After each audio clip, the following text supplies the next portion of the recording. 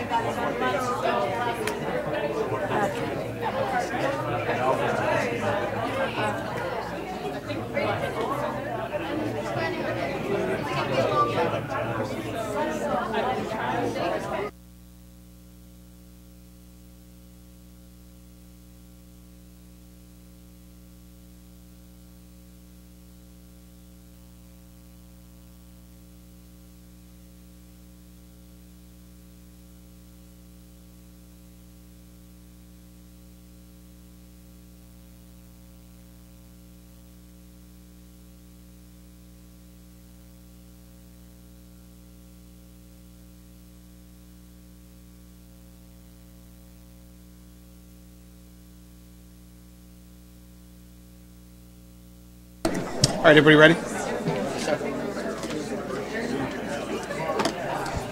Good evening and welcome to the January 15th February City Council meeting. Would you all please rise for the Pledge of Allegiance?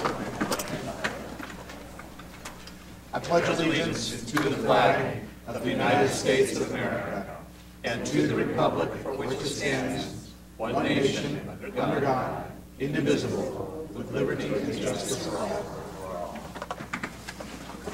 All right, welcome. We've got a full agenda here. Thank you so much for being here on this cold winter night. First, we've got a proclamation for National Mentoring Month that was continued over from last meeting. And Deputy Mayor Honda? Councilmember Tran will be reading this today. Great. Thank you. I would like to invite Executive Director Tracy Oster and Operation and Program Manager Jennifer Youngblood from Communities in School of Federal Way to come up to the podium for the presentation of Proclamation recognizing the month of January at National Mentoring Month. Thank you. Hi. Hi. Okay.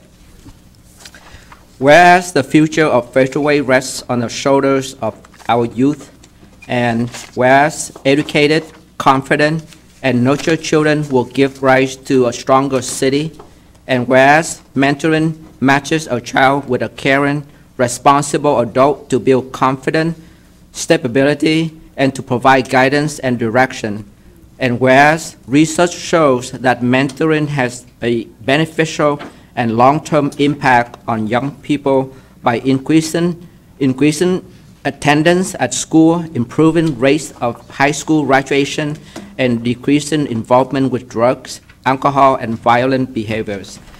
And whereas January has been designated as the National Mentoring Month, calling on adults across America to become involved with mentoring programs.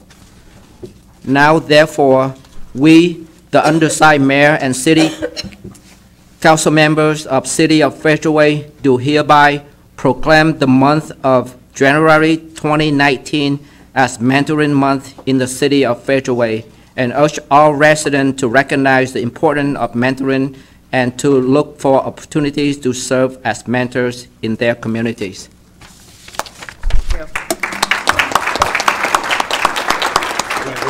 Thank you.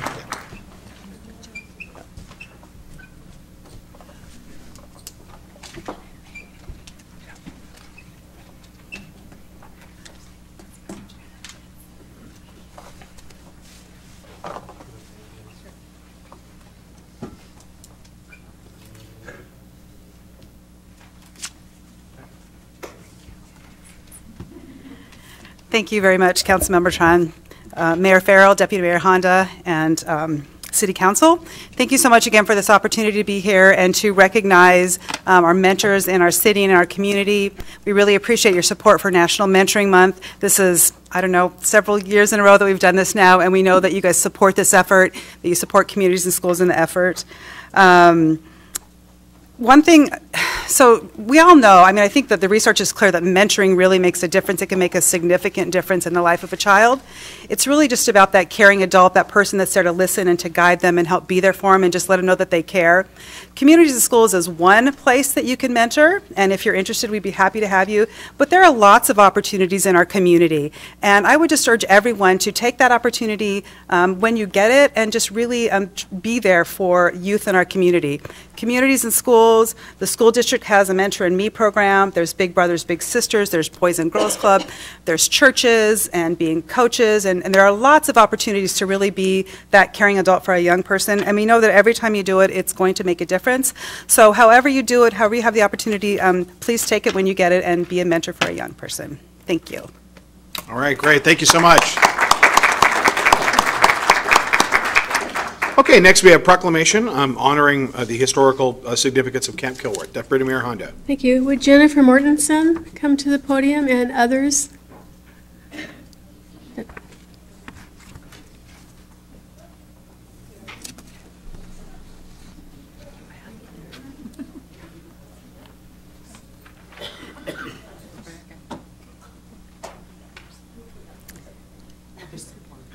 All right. Whereas in 1934, Dr. and Mrs. William Kilworth purchased 25 acres of beachfront property in South King County, which would later become the City of Federal Way, an area now known as Camp Kilworth. And whereas Dr. Kilworth had a vision that this would become a camp where Boy Scouts would learn about the value of scouting, as such, he deeded the land to the Tacoma Area Council of Boy Scouts.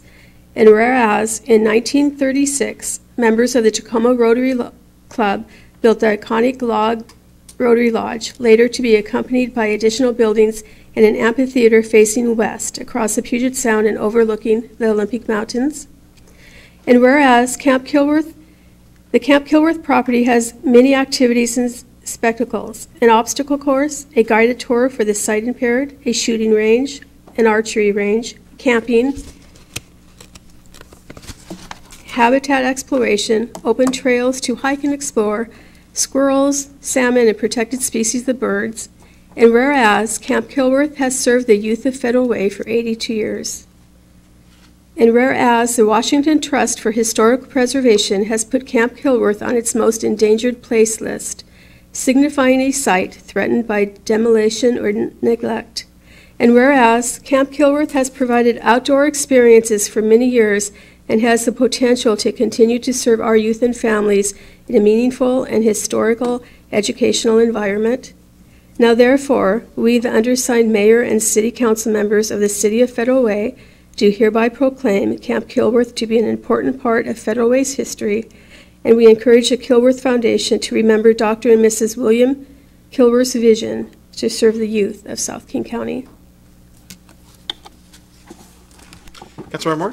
Thank you so much. I'm actually quite pleased to see this proclamation in place. I know there's been many dedicated people that have worked on this for not just months but for years. And I sincerely thank you for all that you guys have done, because we don't see land like this. And it's really incredibly precious. We live in a period of time where development is a big thing, and we're so quick to develop that we forget of the beauty that surrounds us. And I just appreciate your advocacy. I appreciate the proclamation. I think I hope that the Federal Way Mayor will cover this. And I hope that it'll get out there that we're making a statement as a council saying, let's remember what the true vision was. And let's not lose sight of that, and let's not lose the sight of how historical and how since 1930s this land has been active, and what a beautiful thing it is. So thank you for all the advocacy you guys have done, and I'm really pleased to see this proclamation. I think it's extremely important. Well, I'll just take a quick moment to thank Deputy Mayor Honda for inviting me here tonight for this proclamation and for that beautiful proclamation. And I look forward to working with the council on navigating this change in stewardship for Camp Kilworth. And I appreciate the council's acknowledgement that this is a really important site, not just for Federal Way, but also Washington State, as the Washington Trust has said many times. So thank you. Thank you.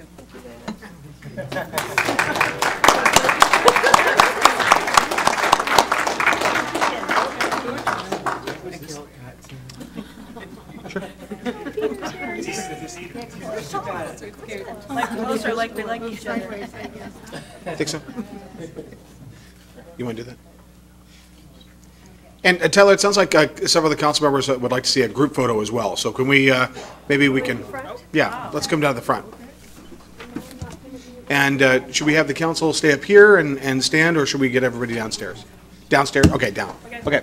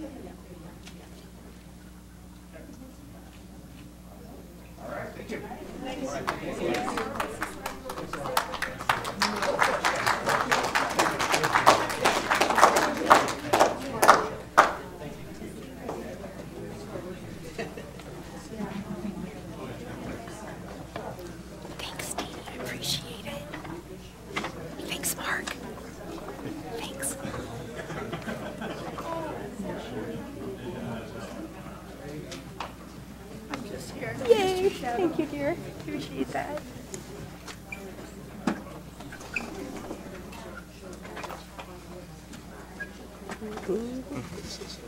I think I'm supposed to be here.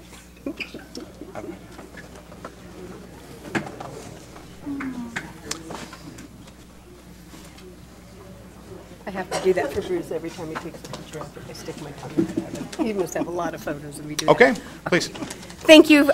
Just real quickly, good evening, Council and Mayor and Jennifer from the Washington Trust and our community. The city established the ordinance in 2017 to preserve our important structures and places in the city. And with this proclamation, the city is solidifying their support to the Historical Society, working with the Washington Trust for Historical Preservation, and keeping informed of new situations as we go forward. I'd love to thank Susan Honda for her initiative and support for the proclamation. Her clear focus and continued energies are important, and we thank her greatly for her efforts. The Historical Society is also grateful to Jennifer Mortensen and her team. When no one could get in touch with the foundations, it was Jennifer who accomplished this. Jennifer does her job very well, and she continuously looks for new ideas and strategies. To have the state's largest historical agency connected and concerned about our property is immeasurable. Historical Society looks forward to collaborating with the Washington Trust, the city, to achieve our goal of preserving the historical structure at the camp, the lodge. And we believe strongly this highly sensitive, historic, cultural area should be preserved for future generations, and we would continue to yield education and services for our community. We look to the council and hope they continue to utilize their resources and are eager to hear their ideas for this preservation. And we also thank the Friends of Camp Kilworth. Thank you. All right, thank you. All right, next we'll hear regarding the City Center access update from Rick Perez, City Traffic Engineer. Rick? Good evening, Mayor and Council. So, hopefully a brief update. The City Center Access Project initially started in 2001, which was an attempt to add access to I-5 to support the development and that was already planned. and reduce congestion and safety issues on I-5 since the queuing backs up onto the main line. And so the conclusion initially was to advance 2 build alternatives for environmental review. Some of you may recall these graphics from the final report in 2005. We had narrowed it down to one which was an access at South 312th Street, and the other one was an access at South 324th Street. A few things have changed. On the left we have Sound Transit, ST3, which will be coming to Federal Way in 2024 and extended to Tacoma in 2030. On the right we have the State Department of Transportation's Gateway Project, which will complete the missing gap on Highway 509 from Burien area to I-5, and the missing gap on Highway 167 from between Puyallup and the Port of Tacoma. That will probably add traffic to I-5 through Federal Way. So the City Center Access Project was restarted, and thus far the State Department of Transportation has raised 2 concerns. One is because in part of the Gateway Project, but also regional growth, is that the traffic volumes on I-5 continue to increase, and thus they're concerned that anything we do to the 320th interchange shouldn't make it worse. They also are wanting assurance that development in the city center is taking full advantage of opportunities to have as many of those new trips generated by the development be on transit, pedestrian, bike, or bus. So the idea of, you know, not having that much motor vehicle trips generated. So one of the things that came out of that discussion was a peer exchange, which most of us didn't even know this program existed, but it was recommended by WashDOT staff in particular and Federal Highways. So Federal Highway Administration and the Federal Transit Administration have a program which is intended to share best practices between different cities on encouraging, in this case, raising that non-auto mode split as much as possible. So it was a pretty unique opportunity for us to take advantage of this, to learn from agencies that are having similar issues across the country. So the 2 national cities that were brought in to discuss is Lone Tree, Colorado, which is a suburb of Denver in their south Interstate 25 corridor that already had some light rail transit, and it was going to be extended, similar to our situation. Kind of bookending that is Rancho Cordova, California, which, similar to Federal Way, was a city incorporated out of, you know, suburban sprawl, and was trying to encourage more development around their light rail, which had been there for a number of years. There was a lot of regional interest in participating in this, but we wanted to keep the numbers manageable so we could have, you know, good conversations with these folks, but definitely wanted to learn from where Bellevue had been and what they're planning for. And also Shoreline, because of what they've been doing with their zoning near their planned stations. So the final results, we're going to have a draft report probably late January, early February, hopefully, if the shutdown ever gets completed or taken care of. So, but, you know, just internal staff discussions, some of the takeaways we got from that was, you know, these peer cities currently have transit ridership of 2 to 4% of total trips. We're already at 8%. So in that respect, we're ahead of these guys. One thing that was mentioned is the idea of microtransit, which is kind of similar to dial-a-ride transit, where there's many shuttles between major employers and the transit facilities. Another thing was looking at ways to increase the use of park and ride lots outside of city center. One thing that I think surprised some folks. The Lone Tree folks in particular said, light rail is going to bring more development, which will bring more cars. Now, it's been noted that Bellevue has gotten to the point where they are continuing to add development in their city center, but are not adding more trips in general to the roadway system. But they're 40 years ahead of us.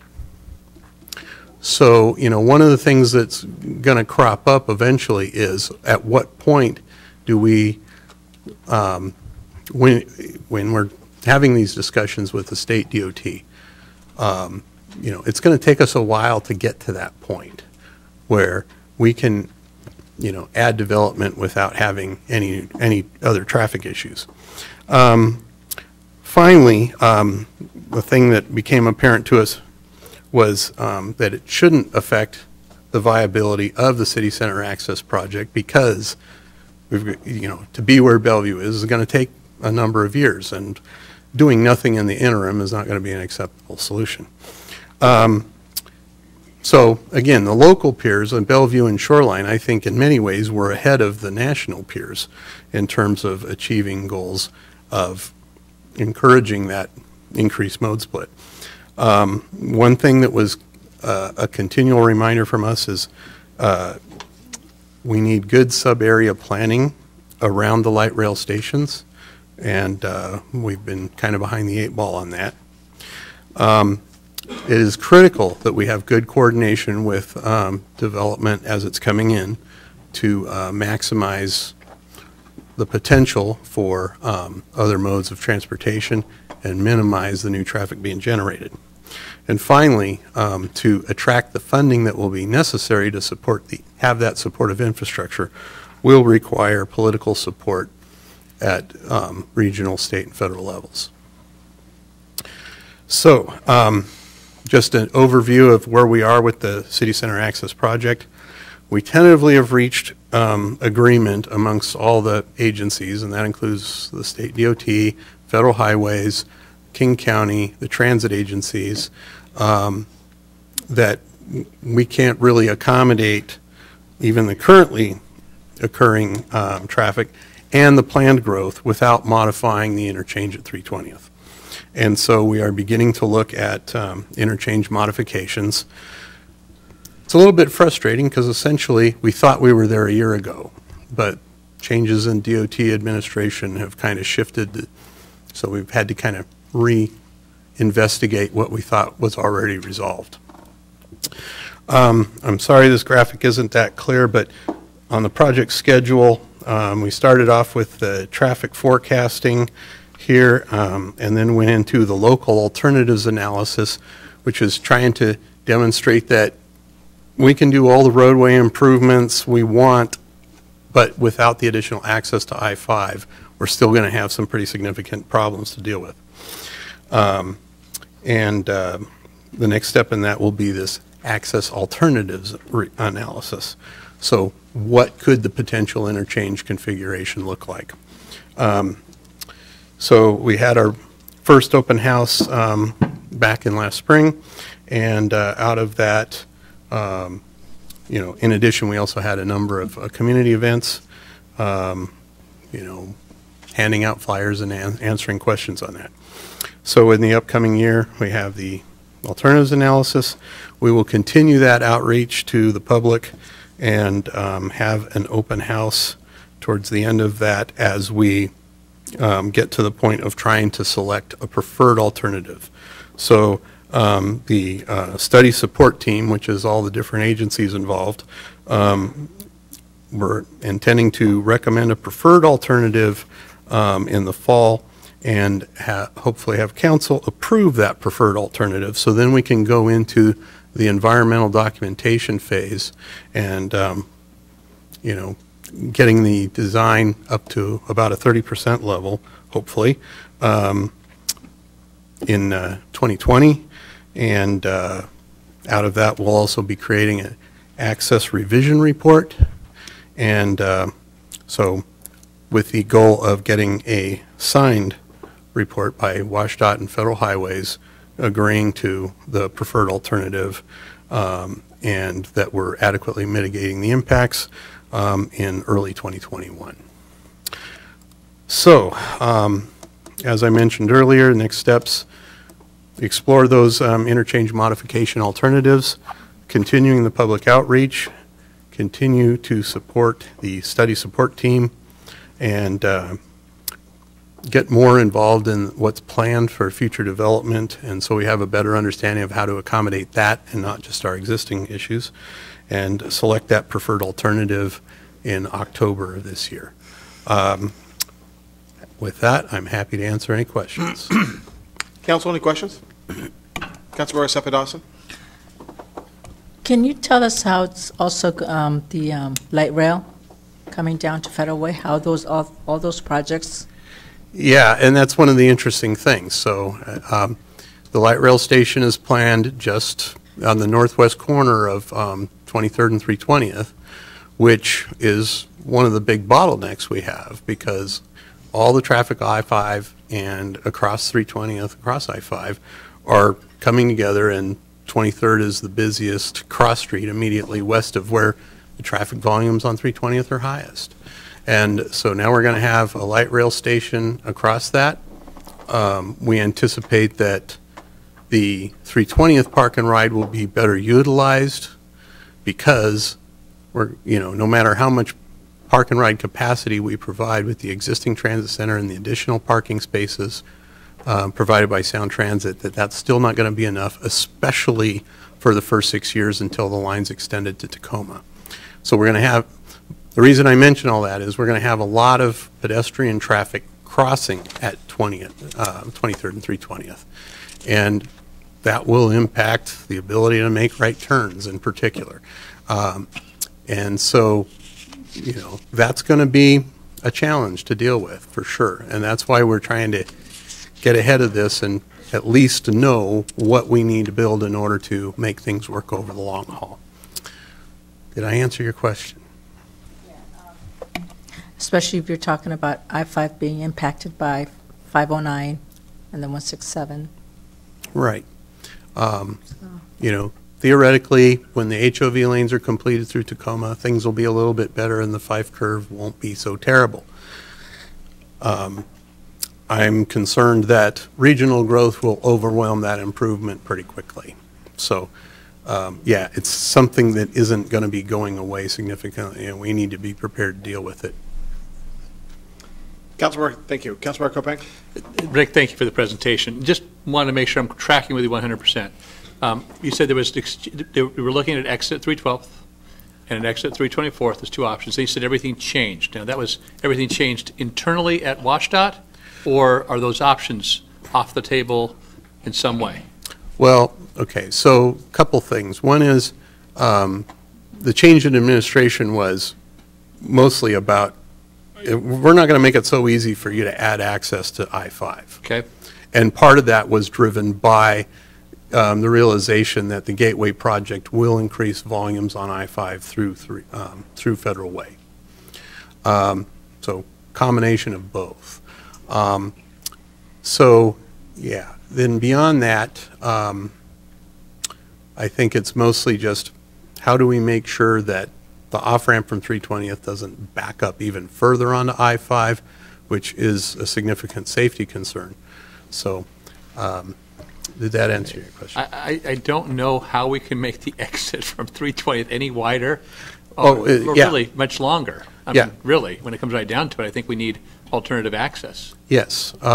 So the other part of your question that I forgot to answer is, so we had originally gotten it down to those two, 312th and 324th.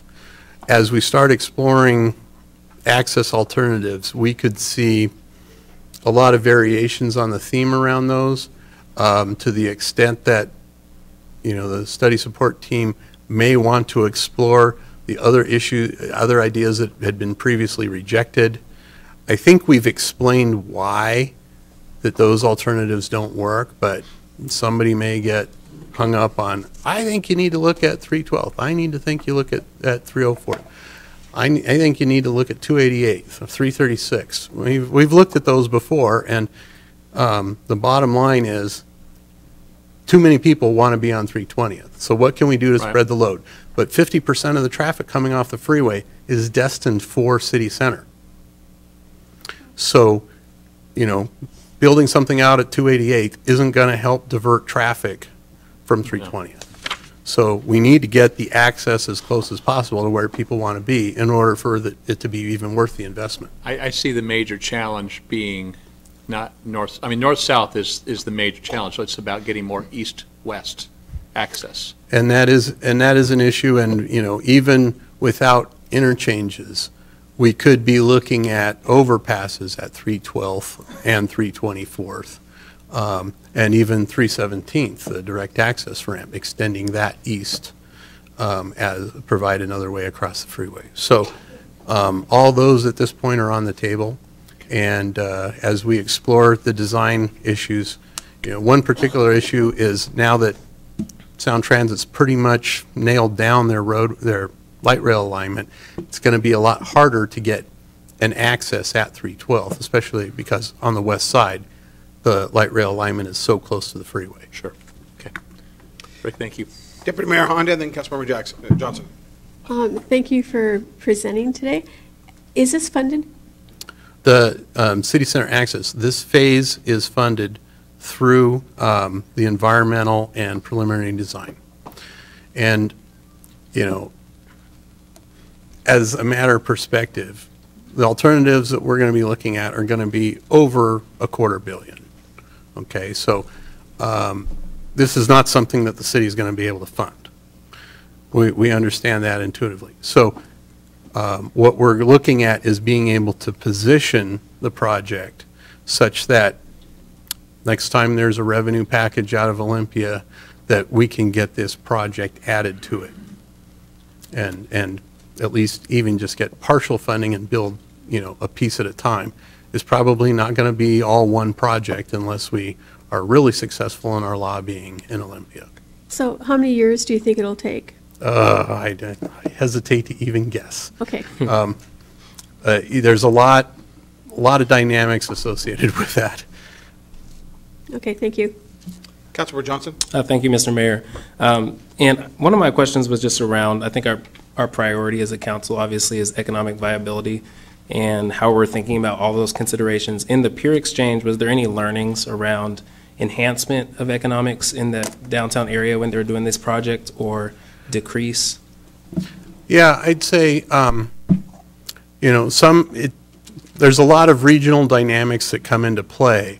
And I think, the Lone Tree example, which was recommended to us by Federal Transit Administration that we look at that, has been relatively successful. But one major difference is where they're located is at the end of their tech corridor in Denver.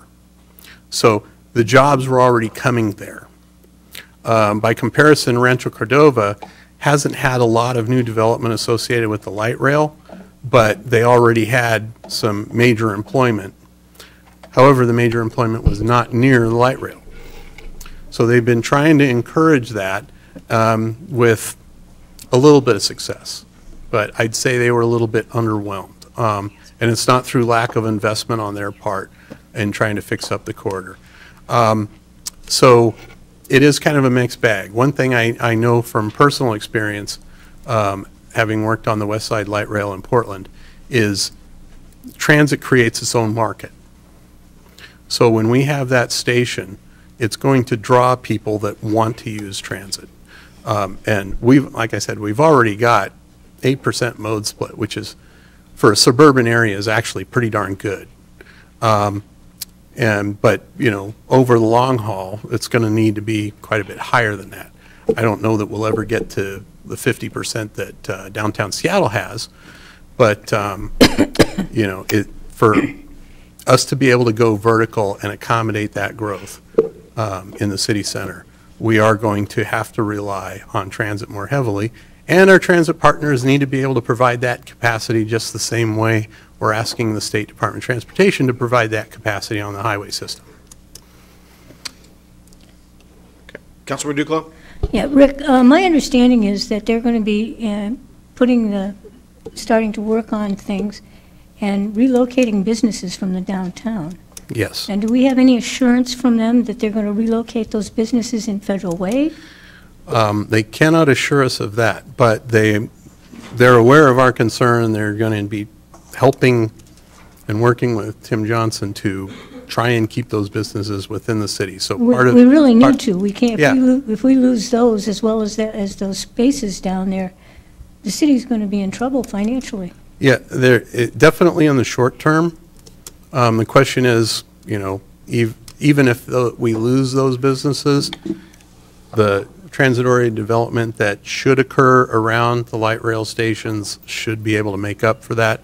It's Yeah, gonna but be that's several years after. It is, and so that is going to be a challenge, and it's a challenge for us as a city to help them find places to relocate to. In the city, not outside In the city, absolutely.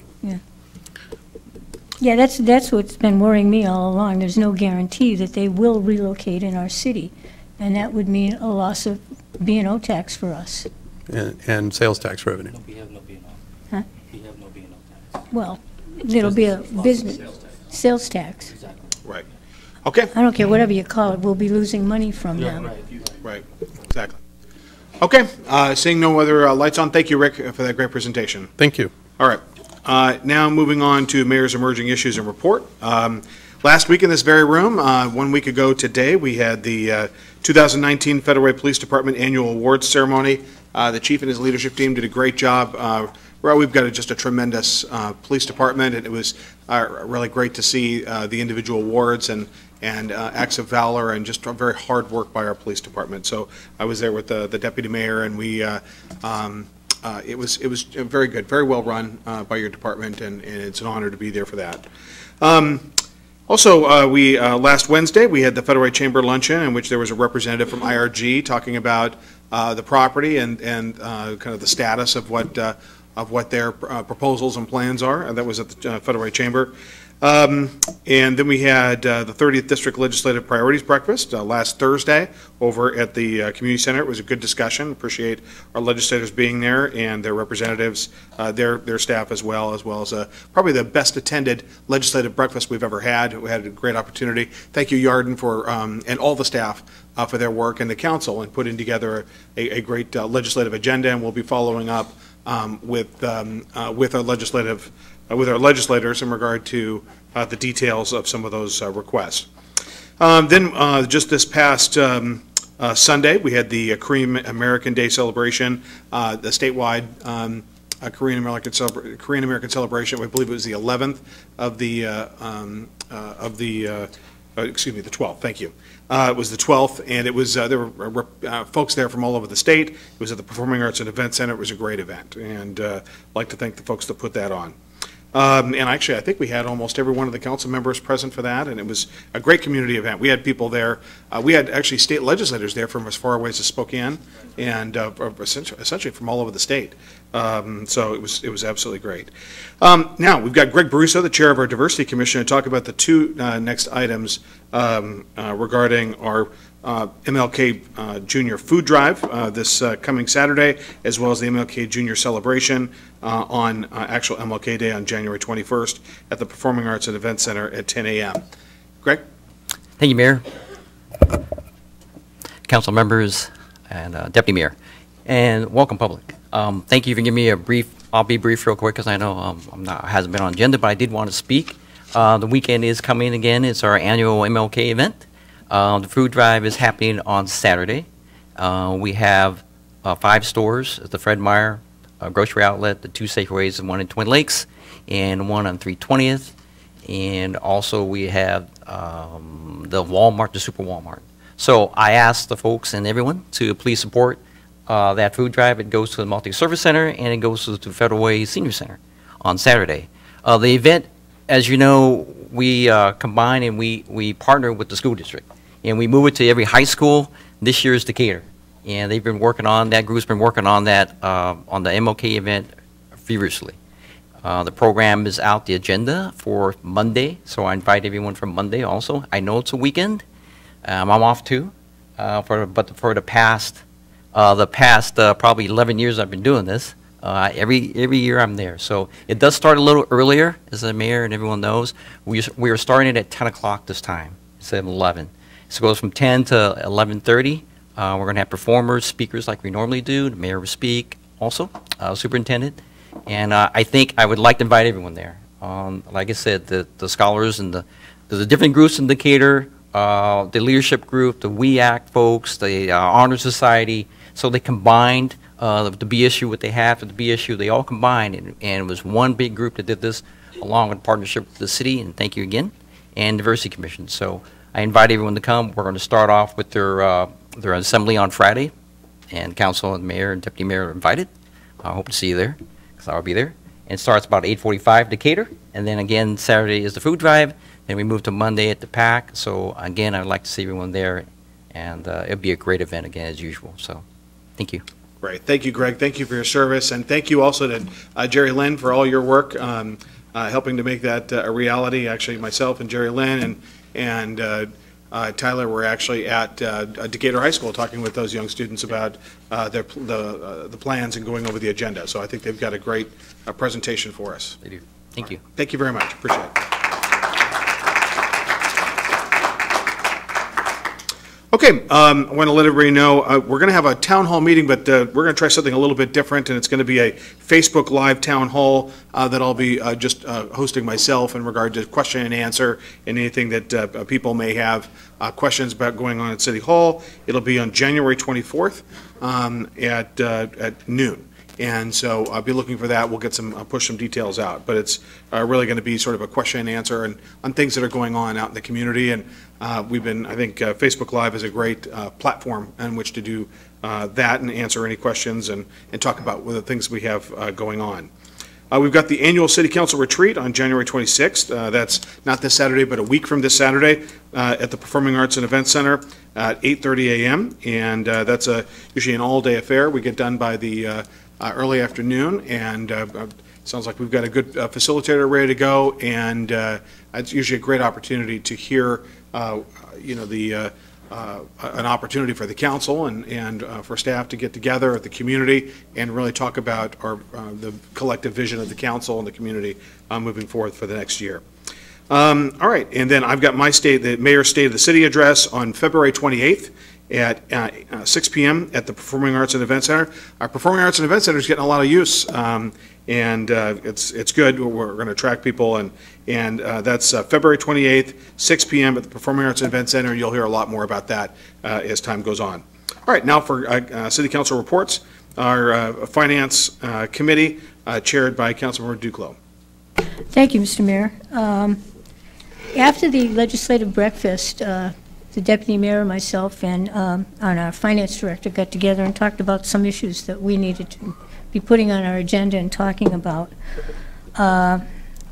We need to start as a city looking out several years when we're talking about finances and other things, and that's something that I talked about quite some time ago.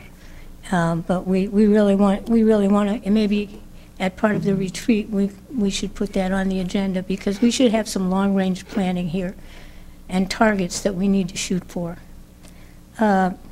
We also talked about some of the money that can be used, and REIT money can only be spent on capital, so we need to use that maybe for the grand staircase. We talked about the property tax issue. We'd have to write a letter to the people about finance and taxes and see what they would say, and probably they wouldn't be too happy with that. A lot of people will blame the PAC for the city's financial situation, and we need to do a better job in explaining that is not the case. It's just that we have increasing needs, and we don't have increasing revenue. That's the problem. So we need to look at the B&O tax once we recruit. We really need to start recruiting new businesses down there, especially when the transit comes in, because I'm not really sure how much business we are going to lose because of displacement. So we really need to start looking at things now and doing everything we can to attract people to here and develop another part of the city where they could go. And again, look at B&O tax once we register these new businesses in the downtown. And I think finally we thought we'd have another retreat about the downtown and City Hall. And is City Hall going to move downtown, which would, I've always been in a place where there's a church and a City Hall, and you know you're in the downtown of that place. And when I came into Federal Way my first time, I drove all over the place looking for downtown City Hall, and I never did find it. And then I eventually found out it was out in the boondocks here someplace. So I think that's something that we should look at, and we have the old Target building and other places down there, and really City Hall should be down there as the hub, because we have a lot of staff, and staff would go out on lunchtime and do things and eat and generate some money down there, and people coming to City Hall would probably stay in town and do some shopping and things like that. So that's something we really should start looking at. And is there anything else you wanted to say, Deputy Mayor? No, I think you covered it, except the next FedRAC meeting is next Tuesday. The fourth Tuesday of the month.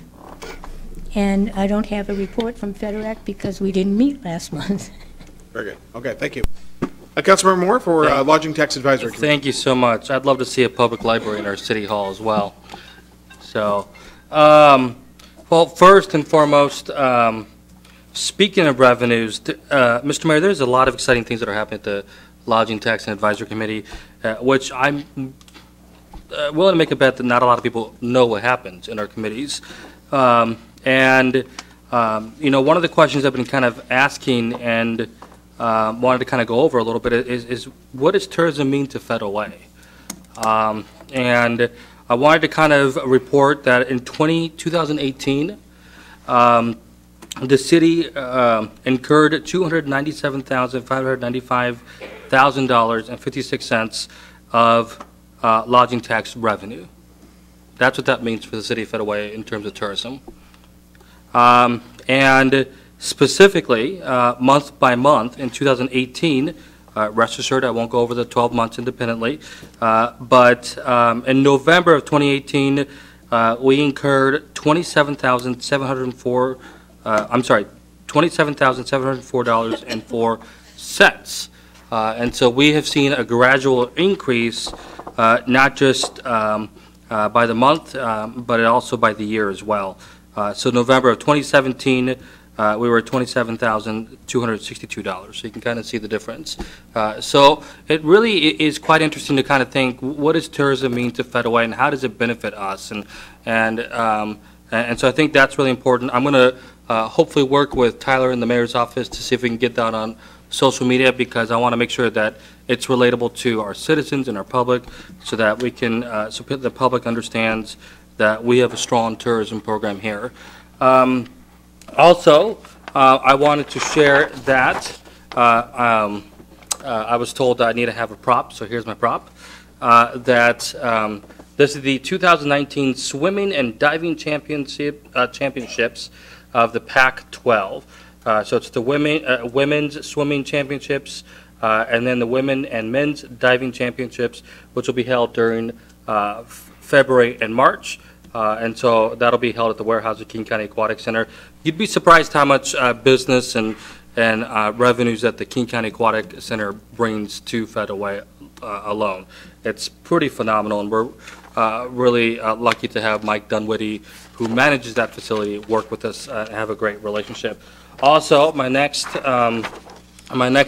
prop is in February, we're going to have the Northwest Conference Swimming Championships, again, at the Weyerhaeuser King County Aquatic Center.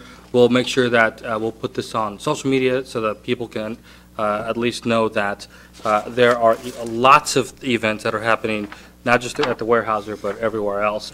Our committee has, Mr. Mayor, continued the conversation, the dialogue of what do we do to spur tourism during the off seasons. And that's where I've mentioned possible conversations on ice skating rink, to winter festivities, to all sorts of other ideas have been percolating. But we have a problem, Mr. Mayor. When we start construction with Sound Transit, that'll put a little bit of a damper to our plans. But rest assured, we'll work through those, and we'll make sure that we provide a good opportunity for citizens and guests to come into Federal Way and enjoy our amenities. And last but not least, I do want to introduce my mentee, Bridget. If you can just wave. She's my mentee, and I'm just excited that you're here listening to our council meeting, and I'll talk more about her when it comes to be about 12 a.m., right? Thank you. Councilor Kopeng. Thank you, Mayor. Land Use and Transportation Committee, sometimes we have very interesting topics, and sometimes they're so straightforward that they just go straight to consent agenda. And I want to talk about a couple of things that went to consent agenda. One of them was the master lighting services. In the next few years, you're going to see better at night because you're going to have better lighting. We are transitioning into LED, and the LED lighting is actually going to give a better quality of light, and it is going to last a whole lot longer. So we are not only going to save money in energy, but we are going to save money in maintenance costs as well and replacement costs as well. So it's one of those things that will pay for itself in a relatively short period of time and will continue to pay dividends for us as a city going forward. So again, good work by the staff to identify an opportunity for us to save money long term and improve the quality of life as well. Also wanted to talk real quickly about surface water. It wasn't that long ago that if it rained enough, there were big lakes on our roads. And Surface Water Management has done a great job, I think, really working on creating solutions that have really minimized that issue. I can't think of a time, I think of a couple times the last 6 years that something's happened, but it's been because of a torrential downpour, and prolonged downpour. But again, surface water is being handled very successfully by our city, but there's always a view toward improvement. And one of the things that the surface water management team and the public works team want to do is make sure they get community engagement. And so they're actually having an event tomorrow night at the community center. It's going to be where they discuss the 10-year plan, capital plan, and the other thing they're going to be talking about is the work plan for 2019. So again, looking at short-term and long-term improvements. That's going to be at 5:30 in the Forest Room at the community center. So if you have time and want to learn more about where the water's going when it comes down out of the sky, they'll be able to talk to you about that for now and into the future. And with that, I'll conclude my report. All right, thank you. Councilmember Johnson. Thank you, Mr. Mayor. So in Parks, Human Services, Public Safety, we've actually had 2 meetings in the last 2 weeks. I called for a special meeting yesterday to talk about the use of the $100,000 state funds for emergency family shelters. And I think we had a pretty spirited conversation around what that should be. And the committee came up with a recommendation that I hope productively utilizes every cent of that money for our families experiencing homelessness. I do want to thank Parks Director John Hutton, Jeff and Sarah in Human Services, as well as Mary for attending last night's meeting. And I think it was productive, so we'll see what happens with that. I also want to introduce my emerging leader mentee, Hope. She's a senior at Taft Academy. Thanks for being here. And she actually had the courage to speak at our last Parks meeting, so thank you for doing that. All right, thank you. Deputy Mayor Honda. Thank you very much. We are having the council retreat, and it's going to be at the PAC for the first time. So we won't have issues with being too cold or being too hot. It'll be awesome. We won't have the water to look at, but we'll have the beautiful park to look at, and the mountains should be out, I hope. Will we have bacon, though? So this year will be a little different meal-wise. We're not having a full-service breakfast. We're having just biscuits and coffee and tea and juice. So bring your own bacon. Yes, and if anyone knows me, you know I love bacon, especially bacon from Dumas Bay, because it's so good. It's always been awesome. So I will miss that. And we will have lunch, of course. The public is invited, and we would really like the public to come, and we'll get the agenda out sometime in the near future so you can see what we'll be doing. But it's a great time for the council to meet in a different atmosphere where we can talk and learn how to work with each other and communicate and talk about the goals and the future of the city. I attended the skateboard meeting this morning along with Perez, who represents our staff. And this is the South County Area Transportation Board. We passed our legislative agenda and sent it down to Olympia. For the first time, on this legislative agenda for skateboard, we have an item that is exciting. Well, not, I mean, all items are exciting when it comes to transportation. However, this is siting of a second regional airport. And we're encouraging our state legislators to start thinking about this, because it's going to take years to plan and years to get it. And we've got to start somewhere, so we're hoping we can encourage that discussion down in Olympia this year. And the last thing I'd like to draw your attention to is this.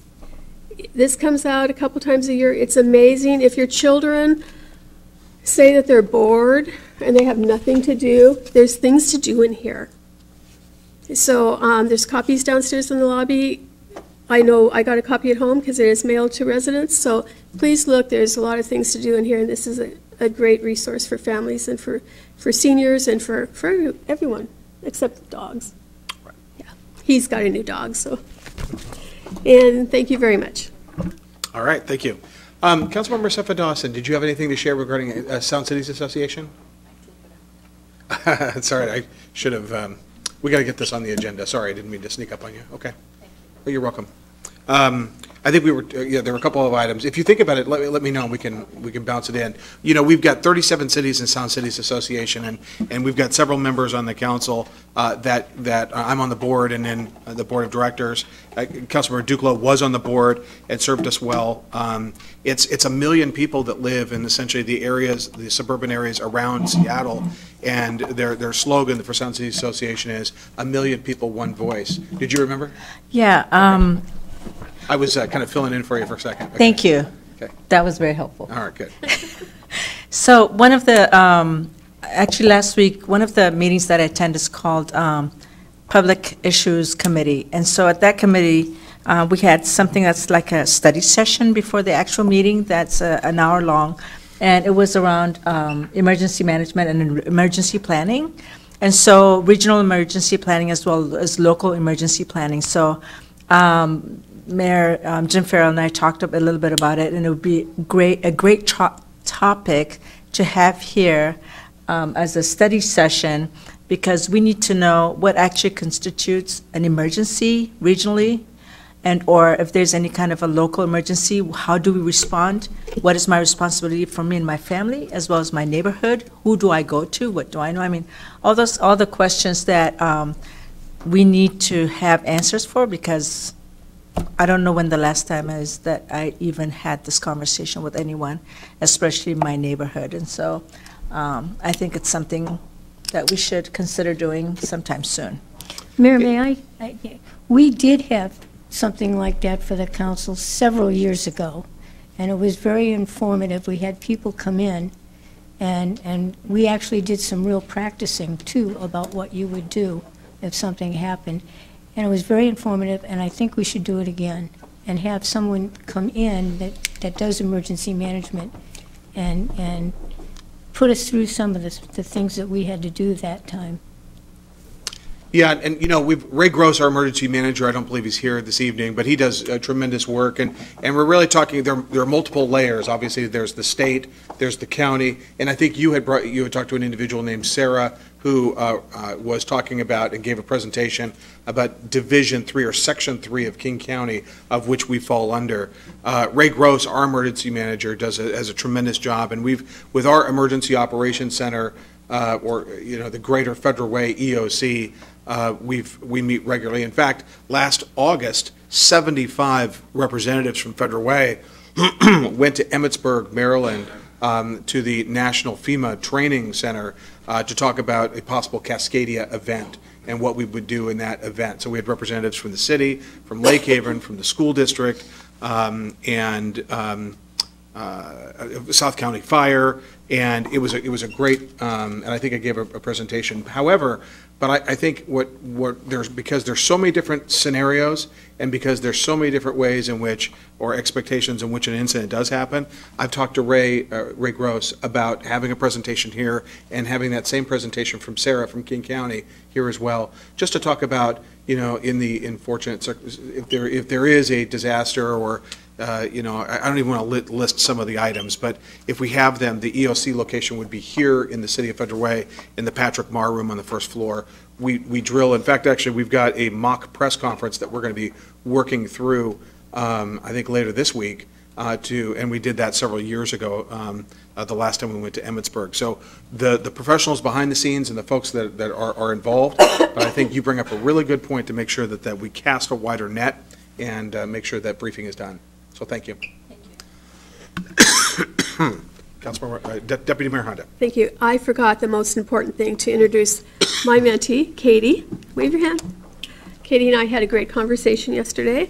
And I also have another mentee, a young woman from Christian Faith School for the next year and a half is doing her senior project on government in Federal Way. And she's probably watching the meeting at home, and then we'll talk about it later this week.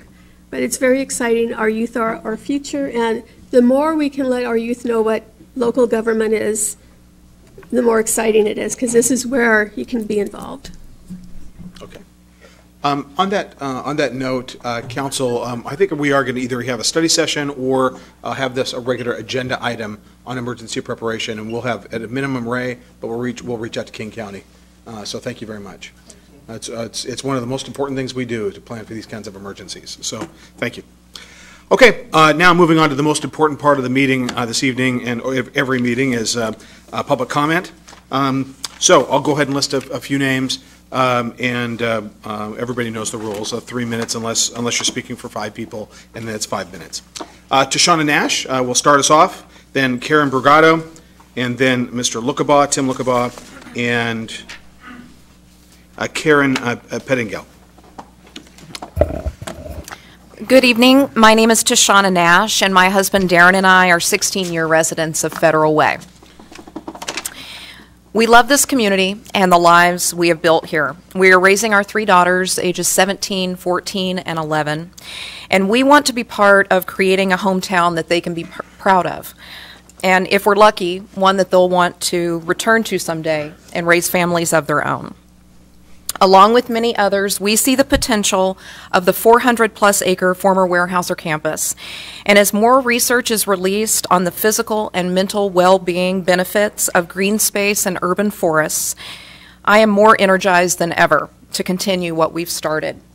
For our children, parents, grandparents, great-grandparents, and for all of us that are responsible for them. As stated on the University of Washington Urban Forestry website, contact with nature helps children to develop cognitive, emotional, and behavioral connections, and nature experiences are important for encouraging imagination and creativity, cognitive and intellectual development, and social relationships. In their book, Your Brain on Nature, authors Selhub and Logan confirm that spending time in green space is a means of improving mental outlook and has long-term benefits for keeping the brain as sharp as possible through the aging process. They also write, "It has been said our national parks were America's best idea. And we can now envision a day when the expansion of urban forests, green belts, and core green space in our cities will be North America's even better idea. It's time for even better ideas. It's time for imagination and creativity. This is our moment to create a healthy and thriving hometown for us all. Thank you."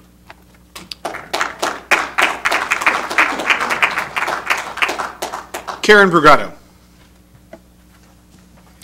Hello, Mayor and City Council. I am Karen Brugado. I've now changed my title to community activist since this is the 3rd time I've spoken in front of you. I have received, Mayor, a response back from Mr. Ayawula. Is he here today? Well, and actually, can we stop the clock for just a second? Okay. Time out. I actually added this on the agenda for an item, so it's Ade Irabula, so he would address this like I promised we would last meeting. Okay. But he was out of the office today and wasn't able to be here, and I wanted to make sure that before we, if I put an item on there, that he would be able to answer it, authoritatively. Okay. So, all right, so with that, you may want to just restart the clock. Okay. Please. Okay, thanks, Karen. Mr. Iwula had many questions, and he sent me an email. I sent him one back. He did cause me to look at the admissions tax throughout the state of Washington. Every city seems to have one with few exceptions, and that's why I would like to change what I want in this amendment to be Ordinance 17-831 in the admissions tax to read exemptions number 7. Nonprofit corporations that are duly organized in good standing and are exempt under 501c3 and 4 of the United States Internal Revenue Code. That's what I would like amended as part of it. I have also looked at admissions taxes throughout the state on other ways too. I noted that from Auburn to Vancouver, all of them have an exclusion for 501cs. Everyone, sometimes all 27 of the 501c3s. I also wanted to note, too, that I've been looking at the exclusions for the City of Federal Way. It's important that all of us note that in the admissions tax, the exclusions are anyone paying an admissions charge in the amount of less than $1.50, which doesn't make much sense, but to any activity of any elementary or secondary school, any activity relating to PTA, with the benefits going to elementary or secondary school, an organization, organized athletic event, such as a tournament or whatever, having to do with children less than 19 years of age. And the next two worry me. And I'll read them because Federal Ways and Seattle's are both the same, word for word. The admissions of spectators to an athletic event, including but not limited to football games, basketball games, or baseball games, or the admissions for recreational activities, including but not limited to golf, skating, or swimming. They're both the same.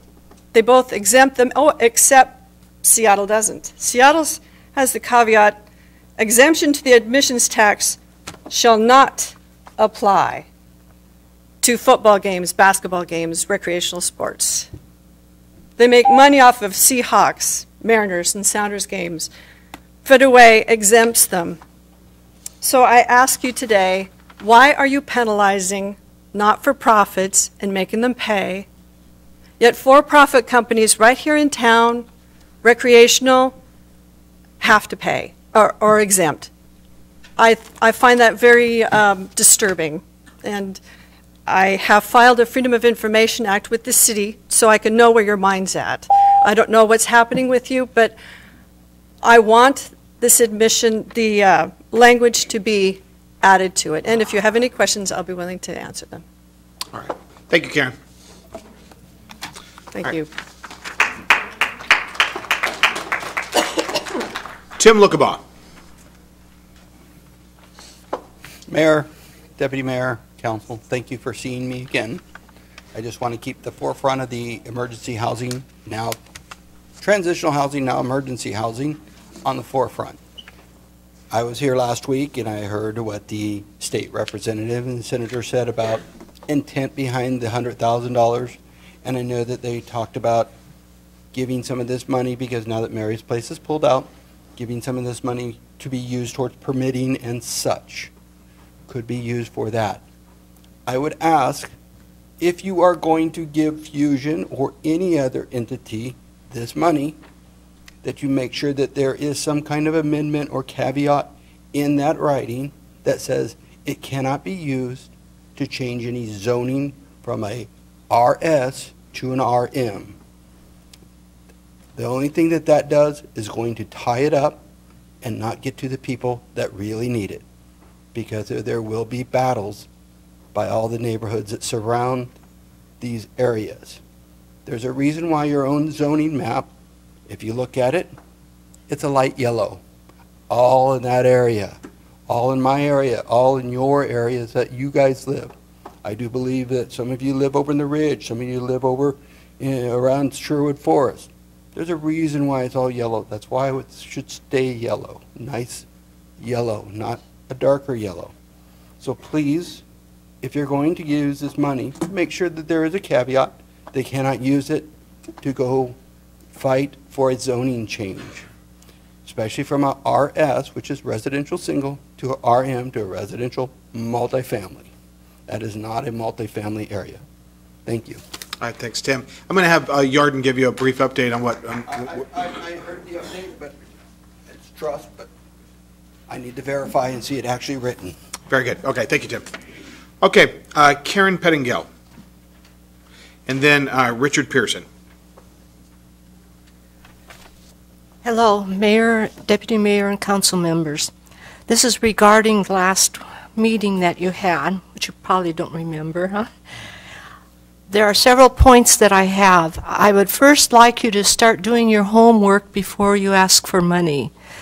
It was really an embarrassment when you were talking about the 100,000 and where it couldn't and couldn't be used, and it's 6 months into that year span, and you're talking about it. And so do your homework. And then you started talking about giving hotel vouchers, and I didn't hear anybody talking to the Human Services to see if that was available or not. I served on the Human Services Commission, and at that time there was a way to do that, but I didn't hear anybody following up and saying, is it still in place, or how do we do it? And it would take time to actually get those hotel vouchers out to the homeless. So you guys aren't doing your homework before you're bringing this up, and it's an embarrassment. Last meeting was an embarrassment. And then you were paralyzed. You know, like relationships. Oh, we're hurting relationships that have, you know, which is very true, but relationships, especially with your legislatures, are built over time. And you did look a little foolish last time by not having your homework done, and the money was to go one place, and all kinds of discussion was going on. But relationships can be rebuilt. And we heard this again when the legislatures got up to talk during the meeting. Then also, during that meeting, you had a blue ribbon panel that gave the presentation. It was a good job. But one woman got up to speak and said, why wasn't there a homeless person? She had been homeless and she volunteered. She says, I would have served on it. It would have been a different point of view. How many of you have sat with a homeless person for hours in a fast food place and listened to what's going on in their head, or volunteered like at the Tacoma Rescue Mission, where you had time and you're cleaning up and doing, you know, volunteer stuff, and they're talking to you? How many of you have done that, or how many people on the homeless panel have ever been in that situation? You're not realistic until you're sitting at a table talking to them. And then finally, there were 2 timetables talked about last meeting.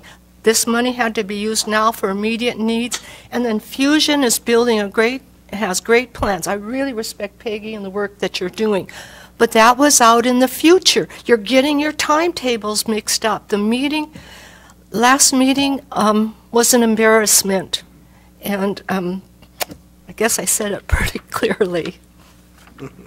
Thank you very much. Richard Pearson. And then Bernadine Lund. Mayor, Deputy Mayor, City Council, staff, ladies and gentlemen, and people via the media, electronic media. Again, my name is Richard Pearson, 40-plus year resident of the Federal Way community and on the board of the Save Weyerhaeuser campus. Briefly, I'm going to address 3 of a number of misunderstandings that are circulating relative to the former Weyerhaeuser corporate headquarters, currently owned by the Industrial Realty Group of Los Angeles, California. Misunderstanding number 1, the former Weyerhaeuser headquarters site is not zoned industrial. In my quick look at Federal Way Code, it does not currently contain an industrial zone. Where else? My understanding is that King County had it zoned as a manufacturing park before the 1994 concomitant agreement, annexation agreement with the city, and it changed then in 1994 the zoning to a corporate park, CP1. Misunderstanding number 2, the public acquisition of property to the west of North Lake, which the city has promoted and we appreciate in grant applications and legislative asks, has been 54 acres, not 40 acres, which we have recently seen and heard. Misunderstanding 3, it is again being said that IRG is not asking for tree buffer considerations. But in November of last year, the city granted IRG the appeal for an appeal. They granted them the elimination of a 50 to 100 foot managed forest buffer along the north side of the property. I recognize that in 2014, City Council gave up its right of oversight on complex land use planning issues, as I understand it, to reduce its legal exposure and to be able to communicate with its constituents, us, about zoning issues. We have come to you most every city council meeting with issues and concerns relative to what we understand is happening to the former Weyerhaeuser corporate headquarters site, but we have had limited communications from you. Perhaps you would enable such a discussion with us at your retreat, in a study session, or other suitable venue. I look forward to your response. Thank you. Thank you. Bernadine Lund. And then Laura Olson. I'll see if my voice holds up. I wanted to thank you for the proclamation for Camp Kilworth. The first time I ever came to talk here was about Camp Kilworth and requesting that you not allow it to be sold to developers. At that time, I explained one of the reasons we like living in Federal Way was because of all the parks, including Weyerhaeuser grounds. Last year, I became involved with the SeaTac noise issues, and that brought me in contact with other issues, such as the sale of Weyerhaeuser property to IRG. So both the first and the second SEPA were signed by Brian Davis, although I think Brian Wilson did work on it, stated there was no impact on the surrounding areas and the proposed mitigation was sufficient. This was after the proposal to build 4 acres of warehouses on a wetland. At his presentation last week, the IRG speaker said there would be 5,000 semi-trucks a day using the facilities. Well, I think that was a mistake. Even if it's 500 a day, that's one semi coming in and out of the area every 3 minutes, 24 hours a day. And that does not include the estimated 6,000 or so vehicles or cars. There's no way this can have no impact on the surrounding environment that can be mitigated, either by land or people.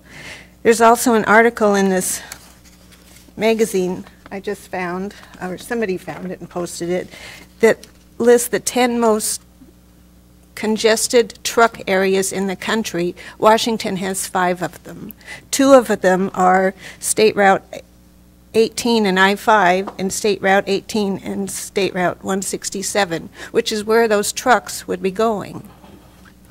How can the council not ask more critical questions about the SEPA and findings that there was no probable significant adverse impact on the environment?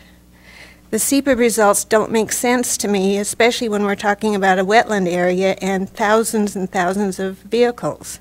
This makes it look like the city was pushing for IRG to become a warehouse area.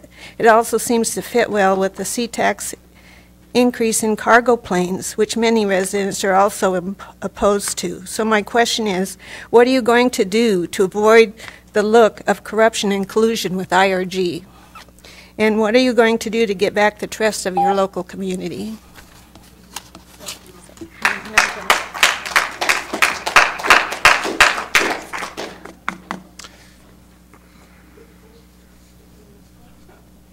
Brian, do you have anything? I think it's actually really unfortunate to use the words corruption and collusion. It's uncalled for. It's not appropriate. We've been doing everything by the book in regard to this, and our community development department works hard every day for the people of this community. We have the full confidence of the people in this community, and let's not name call and accuse people of corruption because you may disagree with an outcome. Brian? Sure. So we are dealing with law that was written in the 90s that admittedly there is some gray area that we're all trying to grasp what it means. I'll tell you the process that we're going through. On paper, it would appear that it's the director sitting in a dark corner just picking and choosing what he or she wants to do, and that's not the case. There's a team of 4 planners, a whole host of traffic engineers, surface water specialists. There's a team. If you were to go into this walk out here, there's a meeting room right around there, and we have met on this subject several times with that room full of staff people who are analyzing all of the laws that are related to this development. And what the decisions that we are issuing are the consensus of those objective reviewers. The decision, the saying that keeps being brought up is that there's no environmental impact. The full statement is that with proper mitigation, there is no anticipated environmental impact. So they have to do a number of things to prove that whatever impacts would otherwise be created, that they are going to mitigate through conditions that the city feels are appropriate for that development. Now, putting a big building on the ground is going to have an impact to the neighbors, but there is provisions in the code for that to be built. So it is something that we are looking at very diligently. We've been working on this, as you're well aware, over 2 years. We're not taking this casually. And it's a team of people who are meeting on it regularly. There's been comments that we're cozy with the developer. That's not the case. They are saying that we're cozy with you. I don't think that's not the case. So we are doing this as I can assure you that we're doing this professionally. You may not agree with the decision, but it is going through the process as we should. We consult with our legal team regularly. And again, we're dealing with a property that has strong sentimental value to the neighbors, to the city, to the owners, and everyone has a different goal for it, and we're trying to work through it. All right, thank you. Please do not speak from that. That's not the appropriate way to conduct a meeting. All right, thank you. Laura Olson. Thank you. Good evening, Council, Mayor Farrell, Deputy Mayor Honda. Good evening, everyone. Members of the city, too. Wow, growing pains, right?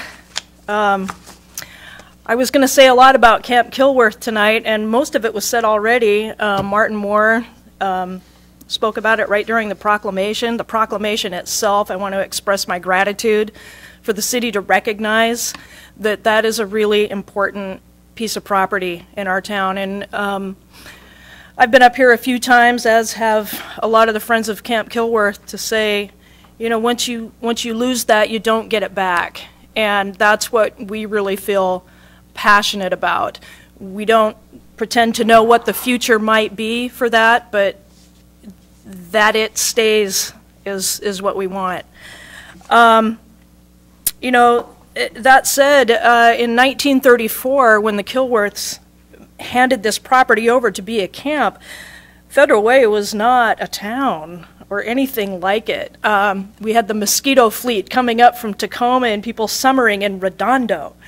I mean, this was way out.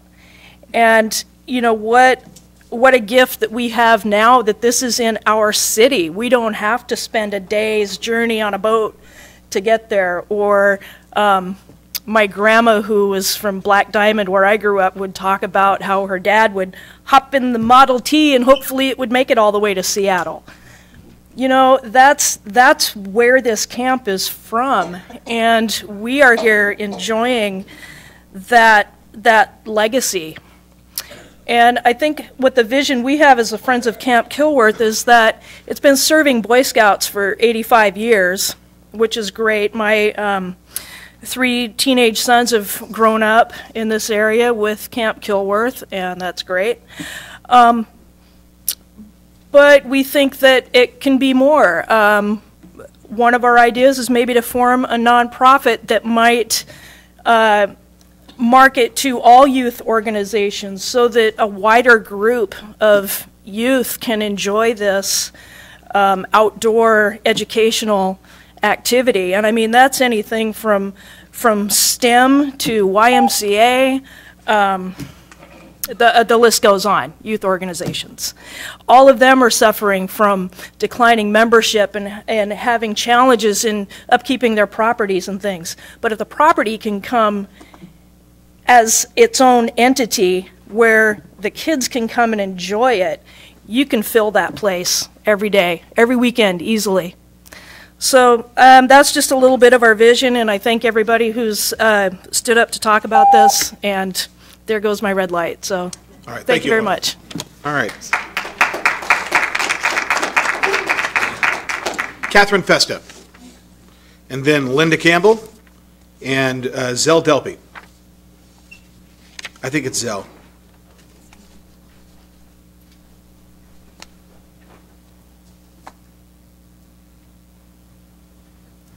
Good evening, Mayor Farrell, Deputy Mayor Honda, council members. I'm here on behalf of allhomekc.org. We are doing our annual point-in-time count, and we need volunteers. We only need about 40 for the city of Federal Way, and so far we have 16. It's not very many. I know a couple of you wanted to sign up. I really do. It's on January 25th from 2 a.m. to 6 a.m. And yeah, it is fun. Lydia and I did it last year together. I did it last year. I'll do it again. Oh, yay. And I know that Betty's going to do it. Yeah, all you have to do is sign up, and you don't have to go to the training. You can do it online. The online training is really great, especially if you did it last year, because it's exactly the same. Catherine, if someone's interested, how do they go about volunteering? You go to www.allhomekc.org, and it's right there, and it says volunteer for one night count. It's the point in time count us in. And I saw an email circulating citywide here at the city, so you can always actually reach out to the city as well, and we can. I think we're enlisting volunteers with the city. That email went out to over the 300 city employees here. And I put it on the Facebook page for the Friends of Federal Way too. Okay. Thank you. All right. Thank you for your work, Linda Campbell.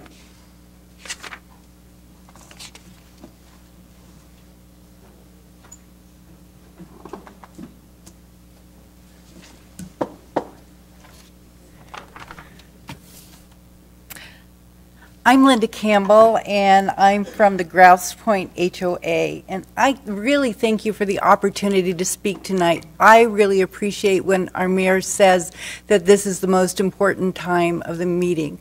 That is very heartwarming. I'm going to make some comments, but I'm hearing that there's some movement on actual rezoning, but I'm just going to make a couple things because I made some phone calls last week and learned some information that might be helpful.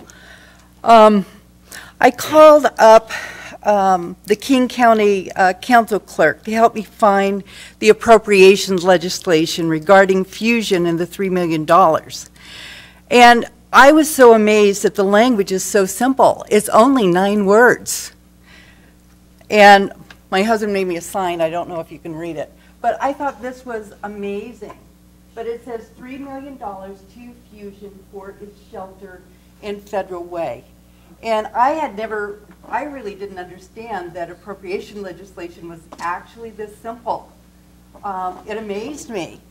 And in saying that, I'll make a couple comments. That this $3 million is entrusted to Fusion, and that is really quite a trust. And I feel that they will do a good job with it. It's for a shelter, so that's what we can call it, and there's no stipulations on where to put it. In fact, there's very little stipulations here at all, and I was so amazed at that I asked the At the suggestion of the King County Council Clerk, she suggested that I call King County Council Member Pete von Reichbauer's office to ask the questions. And so I did. I asked. I said, well, what are the stipulations or requirements that Fusion must have for this? And several days later, after researching, Tyler Pinchette actually said that pretty much there are no stipulations. That the stipulations began when Fusion begins to contract with the King County Department of Community and Human Services, which I had him repeat that to me several times so I could understand it and write it down, perhaps next month. And so I'm hearing a little bit about pivoting away from an area that needs zoning, and I just wanted to share that this really revealed a lot to me, and you know, we're looking because of so many troubles that come with rezoning, and really encouraging Fusion, all of us, to have a place that's going to be a real help to our homeless here in Federal Way. Thank you. All right, thank you. And now Zell Delpy.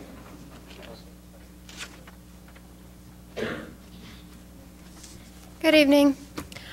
I wanted to take a second and ask a question to some of the city council members.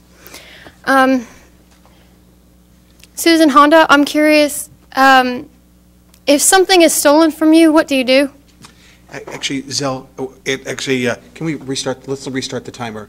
Zell, there's council rules, and Okay. I don't normally go over them, but we're gonna hit the restart button here. Normally, what we do to make sure that it doesn't get too pointed toward anybody up here or staff, there's council rules that we don't direct comments directly at somebody. Okay. So what I do sometimes just to go a little bit faster is I don't read through all those rules, so you wouldn't know that. So is there a way to have one of you answer that, though, specifically? Maybe, can you make your point without, or maybe we can do our best. Why don't you go ahead, let's hit the... I'll just ask the question and y'all can think about it. Very good, go ahead, Zell. Perfect. I'm curious what y'all as council members would do if something were stolen from you. There's a process in your mind that you go through. You look for it. You may turn to a friend or a family member to look for it. Then you may, depending on how much you care for it, turn to police.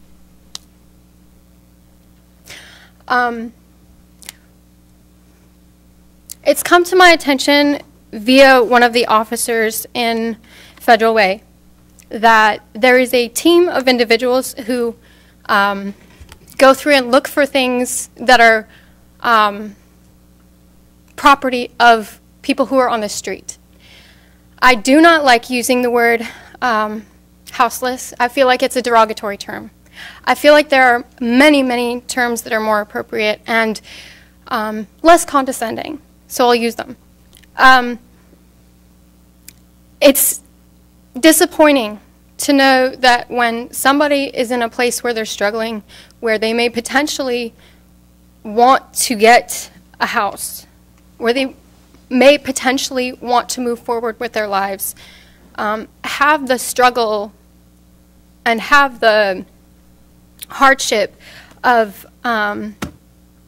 constantly looking for things and not knowing that that's something that is being taken from them by people they should be able to trust within the community.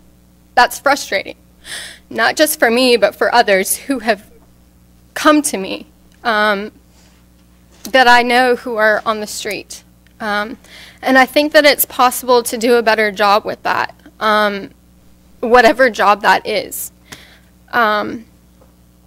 I know from hearing that quote that Tashiana mentioned from SoHub and Logan in reference to green spaces, that it's incredibly healing to be in nature. That doesn't just extend towards kids. That extends towards individuals who are in pain, whether it's emotional, mental health. We know people who have researched the relationship between nature and humans and even animals. There's a relationship that constitutes healing that can happen, and I would hope that as we move forward within the next year that we can keep those things in mind, that there are people who are within this community who are looking and seeking healing as they struggle, and also to respect the items of individuals who are on the street. Thank you. Thank you, Zell. Zell, I'm going to have Yarden. Thank you very much. I'm going to have Yarden Weidenfeld, who's here. I'm going to ask him to go back and maybe get a little bit more details about your concerns. And what we'll do is we'll look into them and we'll get back to you on it. Okay. Thank you very much. I don't have any more pink sheets. Is there anybody else who would like to address the council? All right, thank you very much. Those were very good comments, and we appreciate them. They're absolutely critical for us to be able to do our business. All right, now moving on to the consent agenda. These items have gone through council committee and could be passed all at once, but I will, after I read through them, I'll ask whether a council member wishes a separate consideration or to have that item pulled. Item 5A, minutes for the January 2nd, 2019 regular and special meetings. B, Mirror Lake Highland final plat. C, Brook Lake Center Connector Trail at West Halbus Wetlands Park, 85% design status report and authorization to bid. Item D, Master Lighting Services Agreement, PSE Phase 1. Item E, acceptance of fiscal year 2019 King County CFT funds. Item F, request for proposals, underground utility locate contract. Item G, 2019 Parks and Recreation Commission work plan. H, Four Seasons Construction LLC retainage release. I, Native Green Landscapes retainage release. J, purchase of 5 foreclosed King County parcels. Council, is there a particular item that you would want pulled for separate consideration? All right, seeing or hearing none, Deputy Mayor Honda, do you have a motion? Yes, I do. I move approval of items A through J on the consent agenda. Second. Been a motion and a second. Is there any discussion? All those in favor? Aye. Aye. Opposed? All right, matters passed unanimously. All right, and I'd also like to acknowledge our former mayor, our former council person, and our former state representative. That's a lot to throw in there, but former state representative Linda Kochmar is here. Good to see you, Linda. Okay, now, moving on to council business. The first was a holdover from the last meeting, and it wasn't tabled, it was continued. As this was pointed out to me, it was bounded over or continued over to this meeting for consideration. Contracts with Washington State Department of Commerce and Mary's Place, Seattle for family shelter. Jeff Watson, our community services manager, what's our update or official now that we're here in the business meeting? What is the status of the contract negotiations with Mary's Place? Good evening, Mayor, Deputy Mayor, and members of the council. The contracts are essentially moot at this point in time. Mary's Place chose to withdraw from the project, and based on conversations,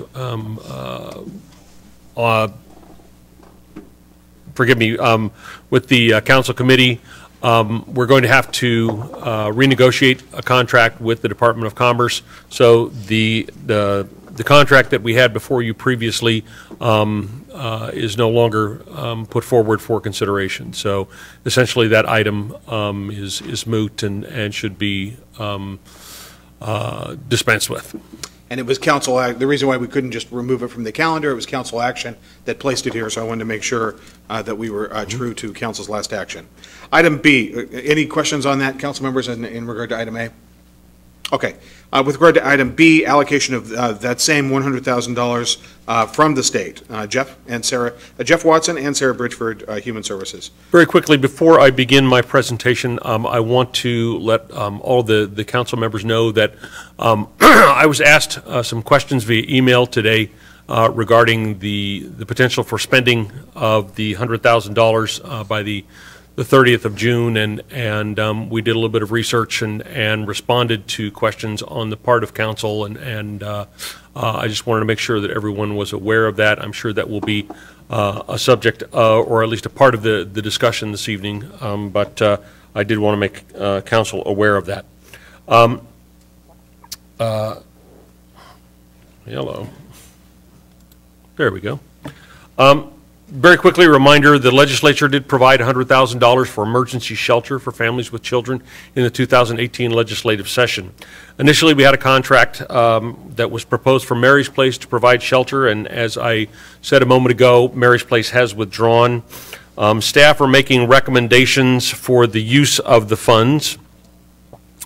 Staff's recommendations include motel, hotel vouchers. The funds would be made available for providing immediate shelter to families through hotel, motel stays.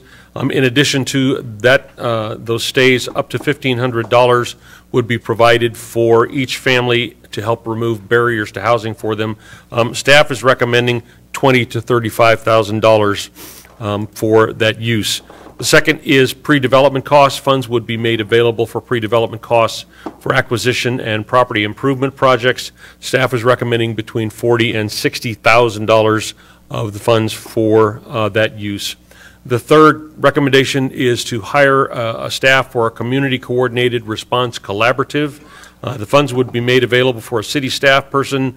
The position would develop a coordinated response, essentially to work with the human services agencies in the community to tighten up and develop even greater collaboration around providing services to those that are homeless. Staff is recommending between $30,000 and $40,000 for that particular portion of the use. Last evening, January 14th, the Parks, Recreation, Human Services, and Public Safety Committee met in a special session to discuss the use of the $100,000. They discussed staff's recommendations, and the committee chose to recommend that 40% of the funds go towards pre-development costs and 60% go to hotel vouchers and support for the families. There was, in addition, quite a bit of discussion about process, and I'm going to ask Sarah to come up and talk more about that this evening. Good evening. As you can see, we are recommending a competitive process for both hotel vouchers and pre-development costs. Per the city's contract and purchasing manual, this would be a requirement for us to allocate the funds. We are recommending a funding process that has an aggressive timeline. The way that we've done this is structured it with a required letter of interest, so any interested party that would qualify would submit a letter of interest. Then they would be offered the application in the RFP and would have an additional about 2.5 weeks to submit the application. The reason for the letter of interest is that it allows us to truncate the process. This would be a unique funding opportunity and require the development of a request for proposal and application. It has unique guidelines, and staff will need that additional week to do that. In addition, it helps us kind of test out any feasibility and issues that might arise with projects. The use of the letter of interest will provide that information, allow us to interact with the applicants leading into the application process. The timeline that was included in the memo begins with a public notice this Friday and then would conclude, originally we had it concluding at the second council meeting in March. That would include Human Service Commission review in February, going to the Parks, Recreation, Human Services, and Public Safety Committee, and then to that second council meeting. Based on conversation last night, we would recommend a truncated process, so you'll see a modification to the timeline. I'll just talk to that right now, where we would recommend skipping the Parks, Recreation, and Human Services and Public Safety Committee. So Commission would do their review and recommendation on February 25th. That is their regular meeting. It would go to FedRAC on the 26th. The one thing I would note, and Jeff and I talked about, the feasibility of us having final contracts in a 24-hour period is not likely. So we would present the recommendations to FedRAC and then actually do a walk-on item or have final contracts for that first council meeting in March on the 5th. Thank you, Sarah. The mayor's recommendation concurs with staff's recommendations, and that concludes our presentation, and we'll be happy to answer any questions that you have. And Jeff, if we could, based on the committee meeting that was held yesterday, could you take the slide back to where the committee's recommendation was? Absolutely. My understanding is at a minimum a quorum of council members there, if not all the council members were there. So I want to make sure that we that we have the staff. Excuse me, that the committee recommendation is readily handy. All right, council, any council Councilmember Johnson. Thank you, Mr. Mayor. So Jeff, one of the things last night that we talked about was the timeline piece, and just for clarification purposes, you mentioned it would take about 2.5 to 3 months for a competitive process in terms of hotel motel vouchers. Can you explain that a little bit more? Well, I guess the process that we're talking about is required as a result of the city's purchasing guidelines. So we have to go through a competitive process because we know that there are multiple service providers that work with hotel and motel vouchers or helping homeless people get into hotel and motel situations, at least on a temporary basis. So that's the reason we would have to go through a competitive process. The intent with regard to, or the letter of intent is to identify folks that are interested. The intent also is that if you do not participate and submit a letter of intent, you would not be able to respond to the request for proposal. Essentially, you know, we're working this thing as quickly as we can to put it through a public process that includes the Human Services Commission, a council committee, and ultimately the council to approve the contracts. Council's required to approve the contracts because we're talking about contracts that are in excess of $20,000. And again, the city's policies require that council approve all contracts over $20,000. Sure, and we definitely wanted to go through Human Services Commission. And also, for clarification, we would have to essentially expend, the funds would have to be spent, invoices, documentation, all of that by June 30th, is what you're saying. Why don't you go ahead and talk about that? The funds would need to be spent a little bit earlier because it would need to make it into the 2nd June check run. So we would be looking at a slightly earlier date. I would like to also just clarify that the competitive process timeline is under 2 months, and with that truncated process of removing the Parks, Recreation, Human Services, and Public Safety Committee, it's less than 2 months for that process. And then the funds would need to be spent probably late May to early June for most agencies. Okay, and then if we were to start spending about March, considering it goes through the timeline, could we set aside these funds for emergency crisis response for the vouchers for families as they're needing it? Or does it have to be spent between, say, March 10th and June 30th? Or can we set aside these funds in between that time for use throughout the summer and next fall? And no, they have to be spent prior to June 30th. Sure. And the agency or agencies that we would be working with will have to demonstrate that they have expended the funds and that the funds were expended in accordance with whatever contract we have, because we can only get reimbursed from the state what we are able to reimburse agencies for, and so we're not going to reimburse agencies for expenditures that haven't happened. So. Sure. Thank you. All right, Councilmember Moore.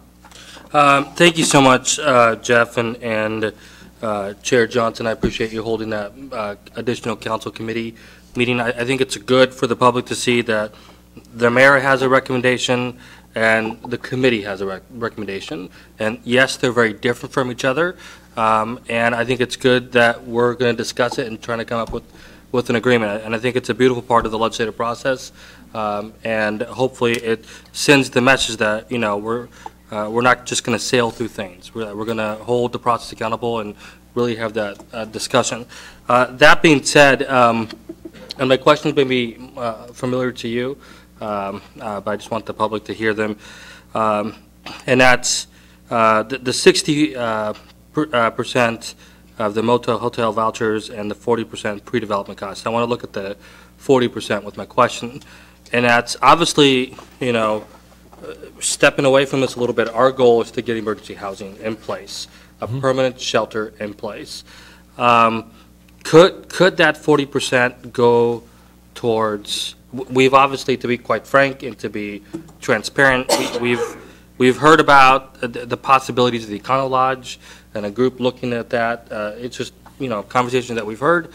Could it be used towards that cost, that effort? What I will say is that those funds could be used for projects that would involve the acquisition of property, whether it is property that's built on, already improved, or property that is unimproved, purchasing a lot, that kind of thing, costs associated with that, such as an appraisal, an environmental site assessment, a property inspection, fees, legal fees associated with a real estate transaction, perhaps design fees, that kind of thing. But that all assumes that those services and that work can be done, and the invoicing can be done, so that we're able to invoice the state before the end of June. Follow up with that. So let's say that the council approves the committee recommendation, just for example. Would there be interest in staff in reaching out to potential people in the community that are in that business to see if we could offer some assistance in that? Well, that would certainly be a part of the process. Is we're going to publish in the newspaper this Friday a notice of funds availability, and that information about the letter of interest would be available.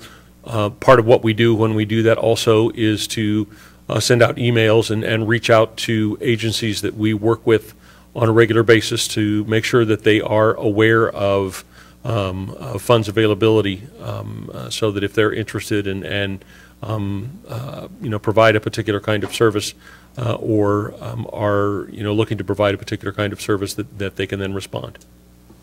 Thank you so much, and I'll probably have more questions, but I'll wait till my colleagues speak. Deputy Mayor Honda. Thank you. For the hotel motel vouchers, will there be a requirement that they're only in the city of Federal Way, or could they be within the South King County area? Well, certainly council could put that requirement on. I would recommend against it. And the reason I say that is because in conversations with the agencies that we work with that do provide hotel and motel vouchers and connect homeless families with that kind of a shelter, they have told us that not infrequently, perhaps, I'm not sure if regularly is an accurate word, but not infrequently, they are putting families into hotels and motels that are outside the city of Federal Way, and that really is a function of what is and is not available at any given time in terms of rooms in Federal Way. There are about 1,100 hotel rooms in Federal Way. The vacancy rate for those averages about 74%, but that average could could be factored across a year, and at any given time they could be 100% full. So again, I would recommend against adding that stipulation, because we may be in a situation where families that are in need of that shelter go wanting because of that restriction. Okay. And first of all, I'd like to thank you for responding to questions today. There was one question that I sent kind of late in the afternoon.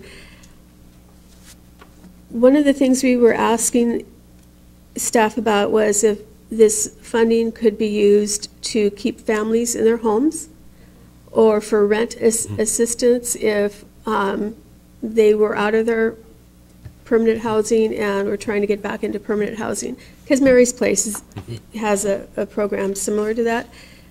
The question that I didn't get an answer from, and I understand why, we have folks in Federal Way who are federal employees who are working and not getting paid. Is there any way that we could use any of this funding to assist those families to stay in their homes so that they do not lose their homes during this? Yeah, I'm going to ask Sarah to respond to that. And I'll address it a little bit more broadly than specific to federal employees. The question also came up yesterday at committee regarding rental assistance. as prevention for eviction and prevention for the potential of homelessness. And per a conversation that we had with the Department of Commerce today, that would not be an eligible expense. And the reason for that is the language for the appropriation is very specific for homeless families. And as a result, they would not be considered homeless, and at risk would be a different category. So the answer is, unfortunately, we would not be able to do that. Okay. I have a question. Councilmember Moore? Just a clarification on that point, and I think Councilor Safadelson had a question, but while we're on that point, so what I'm hearing you say is that if someone is about to become homeless, if they don't have that rental support, in order for them to qualify, they literally have to be homeless. And there's no way to prevent that from happening. I'm sorry, the funds could not be used for such thing. That is accurate. For this funds, it would need to go to families who are what's called literally homeless. Yeah. So in homeless services, there are different categories, and we think of literally homeless or fleeing domestic violence is how most of our services are provided in King County, and that would apply here as well. There are some other limited funds for prevention. The city actually supports about 4 different agencies and programs in providing rental assistance and prevention. So there would hopefully be some other access available. All right, Councilmember Safadelson? Yeah, so if we can't use the funds for eviction prevention or rental assistance, I'd be concerned about the 60% hotel motel vouchers and support for families because of the window of opportunity. And so do we think we can spend that kind of money? The simple answer is, in my opinion, no, that I don't believe we will be able to expend all of the funds prior to the end of June, given that we have to go through a competitive process and there will be only a limited amount of time for those funds to be expended. We're looking at somewhere in the neighborhood of 2.5 to 3 months. And by the time we get into a contract for the use of the funds, based on our experience, I think it's unlikely, and I hope I'm wrong. I really do hope that I'm wrong in what I'm saying here, but I think it's unlikely that we will expend all of those funds before we have to invoice the state at the end of June. So would it be realistic if we were to either add, like we had talked yesterday, consultant or whatever, or switch those two around? Switch the 60 and 40 for pre-development? Again, my opinion is that we will probably not spend funds for either the hotel motel vouchers or the pre-development, not expend the total amount for either one of those. Either one. Based on the recommendations that the committee made last night. Okay, was that it? Or did you have another one? Yeah, no, I'm still thinking. Okay. Councilmember Kopang, and then Deputy Mayor Honda. Yeah, I want to just, for the sake of the public and the council, just kind of review how we got here. In January of last year at the legislative breakfast, we asked for $100,000 specifically for shelter for homeless mothers and children in Federal Way. And I think at that point, there was some thought that Mary's Place could potentially actually have a shelter here in Federal Way, and the $100,000 would help them in that process. That didn't happen. Mary's Place went to Burien. The funding got released in the summer, and I know that you began the staff looked at different options during the summer as far as what to do, looking first in Federal Way and then looking outside of Federal Way, as we have done in the past for human services. And in the process of looking at all the options, the staff settled on Mary's Place in Burien. Am I correct so far? Basically, yes. Okay, good. And again, it's so easy to look back with a critical eye. And I'm really not doing that. I am more trying to just give some context to why we are where we are today, facing the constraints that we are. So through the fall, negotiation, or late summer and early fall, negotiations took place with Mary's Place, and an agreement was reached at some point in the fall. And then it came to the Parks and Recreation, Human Services, and Public Safety Committee for review December 11th. So at December 11th meeting, it was recommended to go to the consent agenda. I moved that we move it to the business agenda because there was a lot of questions that we had on it.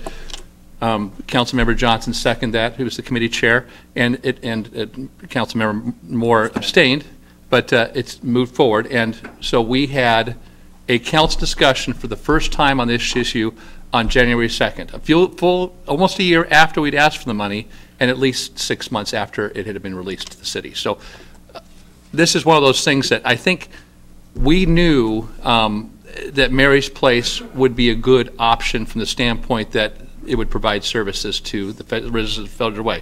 So there's no criticism on my part for that choice. I think what the council's made very clear in both their own opinion and listening to the public was that, frankly, we want this money to stay in Federal Way. I think that was also complicated, or it was amplified. I shouldn't say complicated. It was amplified by the comments made initially in the paper by one of the representatives.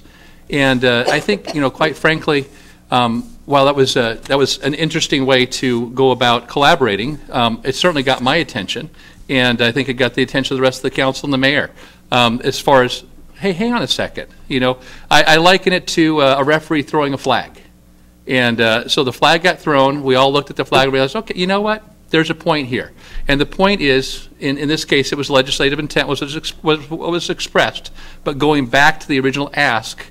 In our language, we did ask for $100,000 to establish a shelter in Federal Way. That was the clear language that we had in our ask to the legislature. So it's understandable that there would be a little consternation when the money is going outside the city. I think that our intent, from our side, we speak for intent. Our intent was to make sure the citizens of Federal Way got helped, and if that meant sending the money to Mary's Place. In Varian, that was like, okay, that would at least work. And I think the clear consensus now is we really do want to, I think, honor the intent, but also really look to the future. And the future really is, we're a large city, and we're, I think, the 9th largest in the state, and having resources in our city that are available for this population is essential. I think it's one of those things that I see as a priority, and I think many of the council members do as well. And so having a physical property in Federal Way and partnering with someone, the service provider, to achieve that goal is really what the end goal is. The challenge is we have to partner with a service provider. The city is not going to buy a shelter. The city is not going to provide staffing for that. The costs would be exorbitant, and it would not. It just wouldn't conform to our revenue stream and the resources that we have as a city. So we're in the same place we were a year ago, looking for a partner. We have some options, but again, everything has been constrained because of all the good effort that was going forward. That now it's like we're at the end of the runway and we're slamming on our brakes before we take off, and we're turning the plane around, and we don't have a lot of time. So anyway, I think at this point, I want to make sure that we do what we can to spend the money as effectively as possible. Understand that we might not be able to spend all of it, but I want to make sure that we do what we can, and that we don't, I think, send the wrong message to the community, that we don't appreciate the partnership that the state has provided, and that we that we don't want to utilize the funding that's available to us, because we would love to. We got put in a box here that I think nobody intended for us to be in, but here we are, and so we're just trying to move forward as best we can.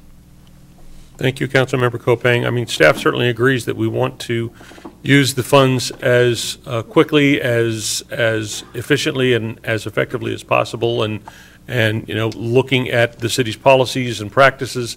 We've put together what we think is a doable and appropriate process to move forward to expend the funds at this point. As I said, My personal opinion is I think we probably won't, but I hope that I'm wrong. I just, based on our experience, I think it's going to be difficult for all those funds to be expended for these uses in the limited amount of time that we have. All right, thank you. Deputy Mayor Honda and then Councilmember Johnson. Thank you. I'd like to go back a year or so when we had the Homeless Mother and Children's Committee, and Mary's Place had a representative at that committee, and we knew when the committee was done that Mary's Place had not found a location in the city that was usable for their services. We did ask for the $100,000 to shelter our families because the school district at that time had said there was over 500 children that were homeless, and no one wants a family living in a tent or in a car, and so it was a critical need in this city, and it remains a critical need. Councilmember Kopeng is correct in which the city,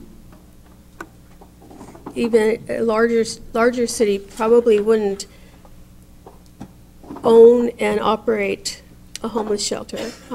There are other organizations that can do that with some city support, and I'm hoping and praying that that happens here in Federal Way, and it's very possible that it could happen in Federal Way, hopefully by next year.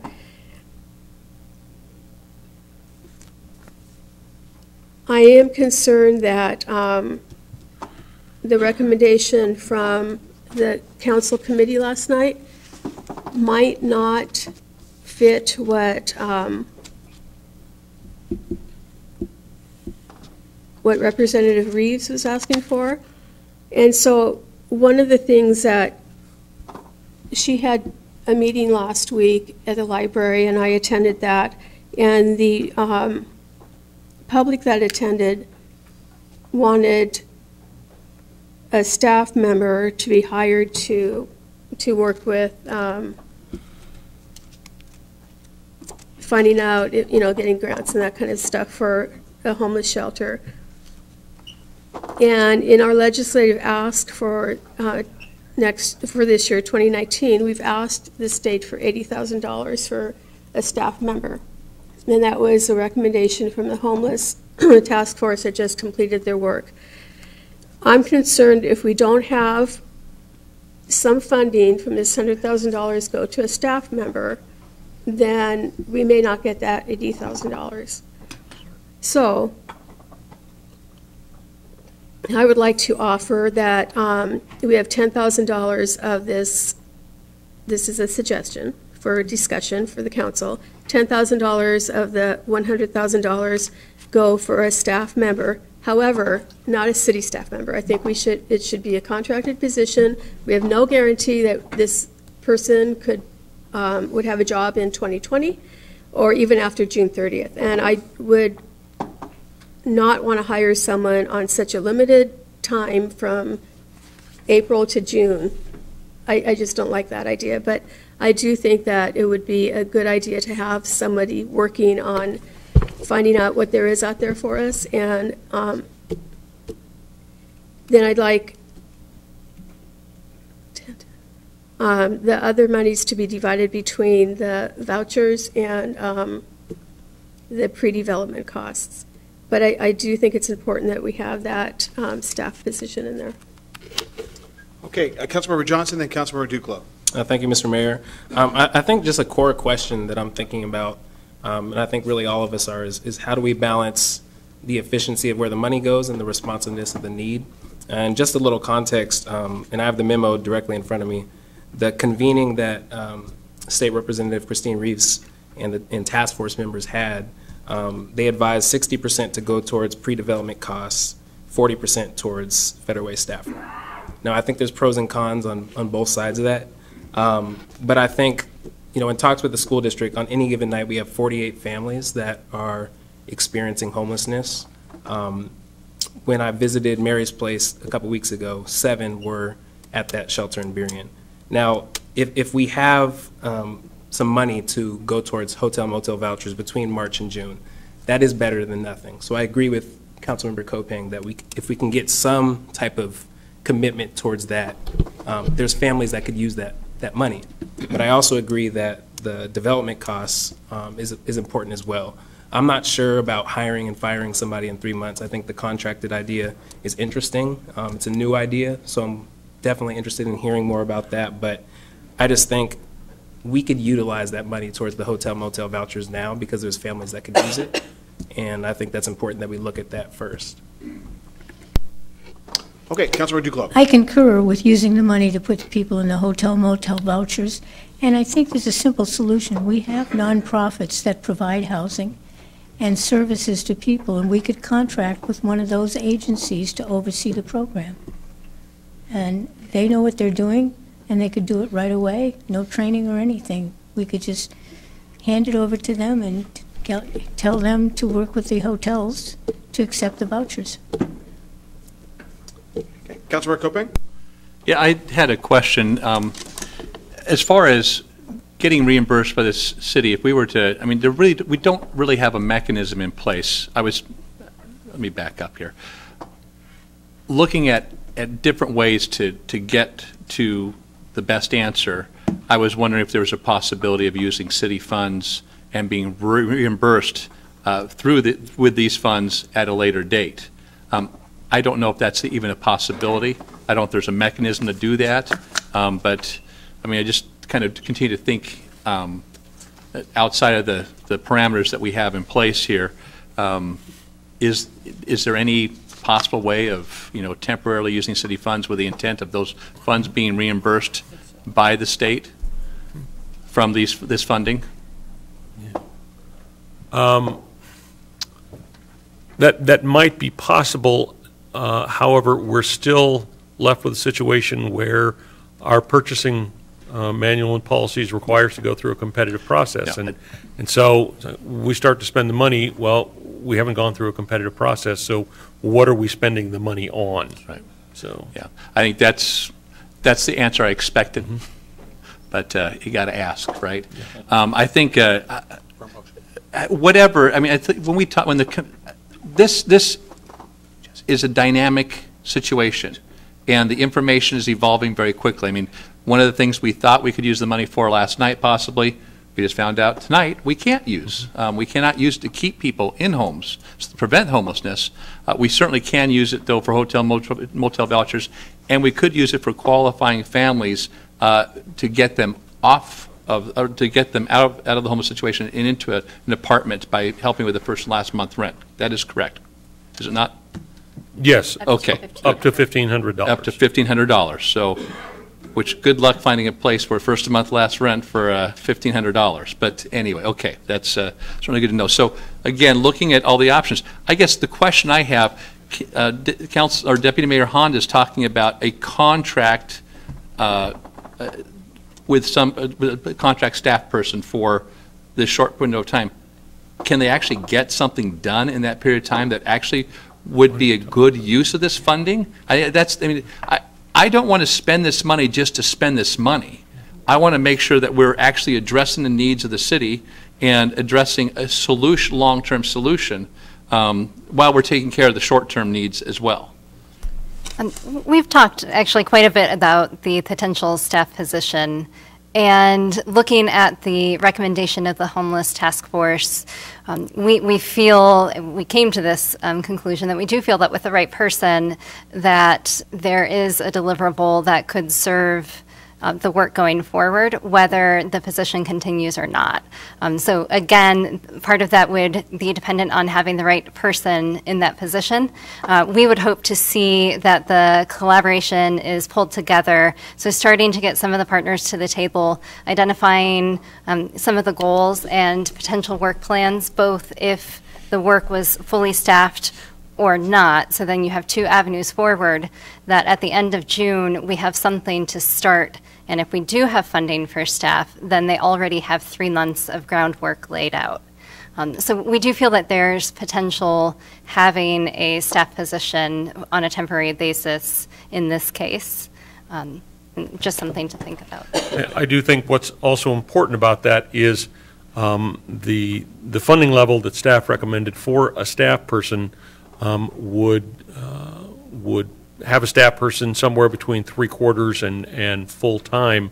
And the conversations that we've had about a staff person assume that someone would be dedicated to this a significant amount of time between being hired and sometime in June. I appreciate Deputy Mayor Honda's suggestion of $10,000. I don't think we would get much for $10,000, whether it be a city staff person or a contract person. So I think as far as whatever that amount is, I mean, we certainly rely on you, but I guess I don't want to spend the money just to spend the money, and I certainly don't want to hire somebody with understanding that, I mean, it would have to be temporary. Oh, absolutely. Yeah, absolutely. We're not in a position to backfill a salary for the balance of 19 based on our current revenue stream. So that's to me just a no-go. I can't support it, but we're certainly willing to consider a part-time staff person or a temporary staff person. They could be full-time for the duration of time that they're here. But I'd like to know what the deliverables would be if we were to allocate that money for this purpose. I think at this point we would be speculating on what the specific deliverables are. Sarah just talked about some of the kinds of things that this person would work on. In order to provide council with something, we're not in a position to do that this evening. I think there's further conversation would have to take place, and that leads us into the first meeting in February, and puts us even further behind with regard to council making a decision, and certainly we could go forward with other parts of it, but it also essentially says that, okay, council's going to say we're going to set this amount aside, whatever amount that is, and the remainder of it is going to go for whatever else council decides they want to use it for, and we're working with figuring out what's the deliverable for the X dollars that council is setting aside, and we're going to come back and tell you what we're going to do with that fund. All right, Deputy Mayor Honda, and then the chair will introduce we'll have a motion from Councilmember Johnson. So in the staff recommendation, it was $30,000 to $40,000 for a staff member. That's correct. And I just put out 10,000 because I wanted a number out there for discussion. But whatever it is that you recommend, if this staff member could help us with the crisis that we have in the city with homelessness, I think it would be well worth it. I did want to let the public know that Mary's Place is still housing our families. Yes. This $100,000 was an additional amount. So if Mary's Place has a bed open or a room open in Seattle or Burien or wherever their shelters are, and we have a family from Federal Way that needs housing, either sent there from the school district or MSC or whoever is helping that family, and Mary's Place has a room open, they are being housed. I don't want the public to walk away from this meeting thinking that our families are not getting that service, because they are. Thank you. All right. Councilmember Johnson, do you have a motion to get us started? Sure. Yes, Mr. Mayor. So I move to direct staff to work with the Department of Commerce to use the $100,000 from the state as follows. $50,000 towards pre-development costs for a shelter in Federal Way, $40,000 for hotel motel vouchers and support for families, and finally $10,000 to hire a part-time contracted person within Federal Way to work on crisis response. Second. Second. It's been a motion and a second. Is there any discussion? Councilmember Copain. I think if we're going to split it up that way, 3 ways, I'm concerned that $10,000 isn't going to get us much anything. I'd make a friendly amendment that we change the split to 40 for motel vouchers, or 30 for motel vouchers, 40 for pre-development, and 30 for staff, or for a contract. Councilmember Johnson, would you consider that a friendly amendment or not? Yes. All right. Councilmember, excuse me, Legal Counsel Mark Worthman? It's been, there's been a motion and an amendment, so the amendment is currently pending, and council needs to vote on that. You can only amend a motion one time. So we need an up-down discussion and up-down vote on Councilmember Kopang's amendment before we can move forward. Okay. So there's the initial. Let's. Would you, Councilmember Kopang, could you talk about what your friendly amendment, Yeah, what that? Friendly amendment is that we do $30,000 for hotel, motel vouchers, and $1,500 rental assistance for homeless people to get them into housing, $40,000 for pre-development costs, and $30,000 for potential staff member. Okay. Is there any temporary staff member? Actually, was there a second as to that? Second. Okay. What actually was considered a friendly amendment? So I don't know if it needed an amendment, a second anyway. A friendly amendment or an amendment is exactly the same thing. Very good. Okay. Just one sounds better than the other. Thank you very much. Okay. Very good. Okay. So is there any discussion on that point? Deputy Mayor Honda. And actually, and then Councilmember Tran. I like how that looks, and I do have a question. So if we get into the end of April, if this were to pass, and this would become what we choose to spend this funding on, if we get into April or May and early May, and we're finding out that we haven't spent part of this money in the hotel vouchers and the pre-development, could we then, as a council, move the money around? We certainly could do that. I think that it would be challenging because it assumes that the other uses of the money could in fact take that money and be able to use it within the same time frame. Given that short time frame in the beginning of March, that may or may not be possible. Okay. We've run into that situation on a couple of occasions over the last few years where we had a service provider who wasn't able to perform on their contract. We didn't really get that figured out until late or middle of November, and trying to then move that money to another service provider to reuse that money is really difficult because of the short period of time before the end of the year. So similar kind of situation. So if I may, Councilmember Kopang spoke of $1,500 for move-in expenses. We're a little bit concerned that may be a little too specific and constraining, and would like to suggest that the language be a little bit more flexible in terms of services to families. And Sarah, why don't you talk about that a little bit? That was a throw-in, just as, you know, as an example of another use of those funding, and it's a maximum of $1,500. Yes. Okay. Okay. Okay. All right, Councilmember Tran, then Councilmember Moore. Thank you, Mr. Mayor. I said it yesterday, and I'm going to repeat myself again today. If we are going to use this money to fund any position, my concern is that we cut into direct service money that could go directly to the homeless people. Secondly, by hiring somebody for a few months, I don't know if we are going to get any benefits out of it.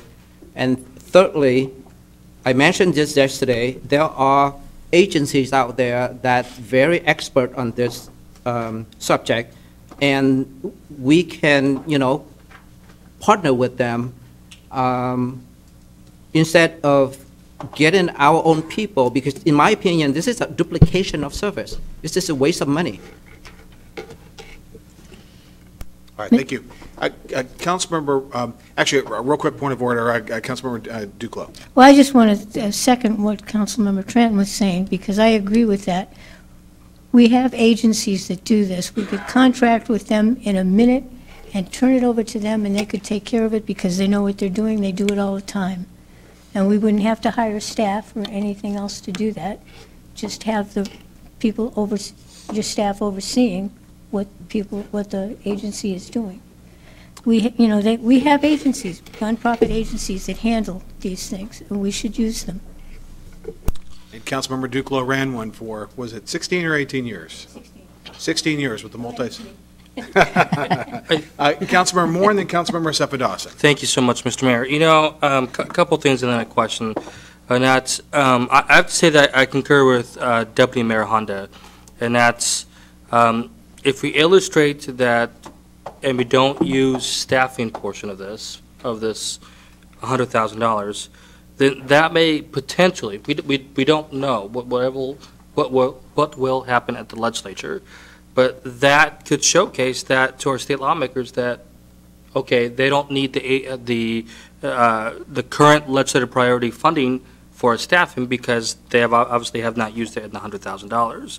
And I think that's something that our state lawmakers will pay attention to. And it's been stated, and I've tried to reach out to Representative Reeves today just to get a clarification, but it's been stated at last week's meeting, you know. Certainly, obviously, there's no guarantee of anything when it comes to the legislature, but we want to showcase the need for this. Second, the way I understand it, and maybe I'm misunderstanding it, but the staffing is also about researching grants and other funding and researching what other cities are doing when it comes to homelessness. It's not just about the level of services that the staff member will be pointing out to, if that makes any sense. I don't know how I'm saying it. So the staffing is more than just services. It's research. It's in terms of what cities are doing with homelessness and whatnot. And I think that is the most important part of having a staff member or a person that we've contracted out. I think that's really important in it because we need that continuous effort and work because obviously, you know, our staff currently, they're full with work that they have to do. And so this is a dedicated person that can do that amongst other job duties.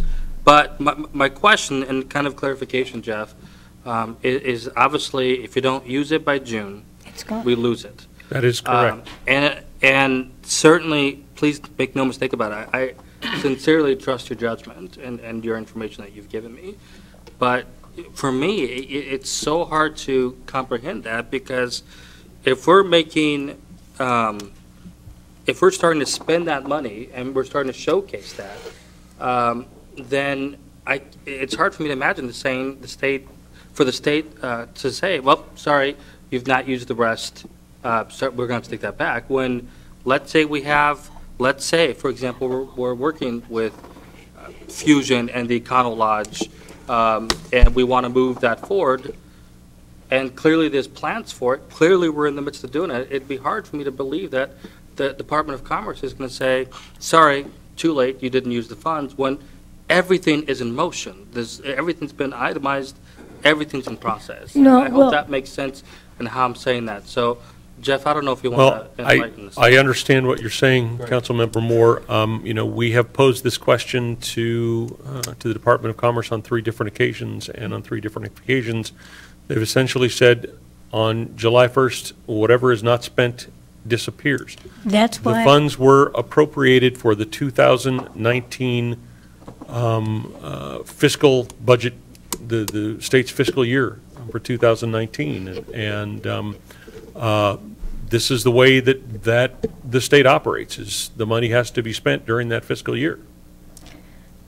That's why I say we should go to a nonprofit that does housing, because they have the houses, they have the staff, they know what they're doing, and they can probably meet the timelines for us if we don't wait too much longer.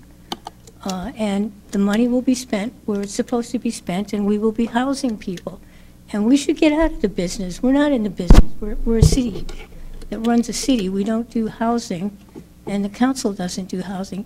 Get one of the nonprofits that have housing programs, or 2 or 3, and sign some contracts with them and get it going right away.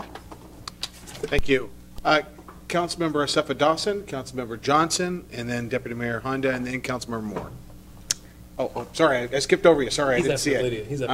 Okay, so, all right, so actually, let's take 2. Councilmember Sepidawson, then Councilmember Tran, Councilmember Johnson, then the Deputy Mayor, then Councilmember Moore. Thank you, Mayor. Actually, what I was going to say is exactly what Councilmember Duclos just said. I think when we do the LOI and get the RFP, I think doing multiple or however many agencies that can provide the services in federal way and do it that way. I'm not so concerned about not spending the money because, again, we need to be fiscally responsible, and I've said this yesterday, and so if it's not used, then it's not used, because I would hate to use the money just because it's available to us. I know it could be contingent upon, the next year's appropriation could be contingent to how we do it this year, but then there's the letter of the intent from our legislators, how they wanted us to spend it. So I think we need to also honor and respect that. And so I would really say let's do multiple agencies that can do the services through the process that we're going to do. And what is spent, and what is not. At this point, I don't think we have any control over that. So. Councilmember Tran? Thank you, Mr. Mayor. I just want to offer council the little math that I just did. So if we are going with this proposal, 30, 40, 30, we will be able to help less than 5 families for 4 months each. Out of that $100,000, we're only able to help less than 5 families. Actually, 4.687 families. So here's the math. $30,000 to go buy motel vouchers. If I remember correctly, $400 per week. So that's about $1,600 a month. If you divide the 30,000 to 1,600, you get 18.75 months. If you give each family 4 months, that's only served 4.687 families out of that $100,000. So for that reason, I cannot support this split 30, 40, 30. $100,000, and we can only serve less than 5 families? I can't do that. Thank you. All right, Councilmember Johnson? Thank you. I think a lot of last night we spent deliberating on a lot of these questions. We did have some new information today, but I think, I wouldn't mind seeing us go back to the original proposal, flipped with 60% towards pre-development, 40% towards hotel motel. If we do think we need to show a commitment to the state for a person in the future, $10,000 over a 3-month period for a stipend seems like more money than a lot of folks make. I'm still not clear on why that's not enough for only 3 months. Because if we're talking about hiring a qualified professional in 3 months, that's some very part-time work. And really we are in a position to where if we're talking about hiring somebody via contract, we might be able to get somebody in place in as little as a couple of weeks. And so then we're talking about spreading it out over about 4.5 months. Right, but I think, the question is if we're trying to show a commitment towards future funding, if that's the intent towards this, I think that's more than enough to find someone within Federal Way that could work part-time to help coordinate some of the movement we've already made with the task force. But the majority of the money should go towards families now. So that's my only point. But I'm in favor of going back to the original proposal of 60-40. Okay, so we're going to go. Councilmember Duclos, Deputy Mayor Honda has graciously let me skip her skip her over for a moment. Councilmember Duclos, Deputy Mayor Honda, Councilmember Moore, and then again, all right. Well, again, I'm just going to put in, why not do a contract with a private agency, because they have the staff, they know what they're doing, and they can jump on it right away and get the city out of the business of doing services. We contract out for services. So are you recommending that we hire on a contract basis a nonprofit service nonprofit to do this? Okay. But I've got the Deputy Mayor here. Go ahead. Thank you. So last winter when we had some funding available, and we had a church open their doors to families who were homeless.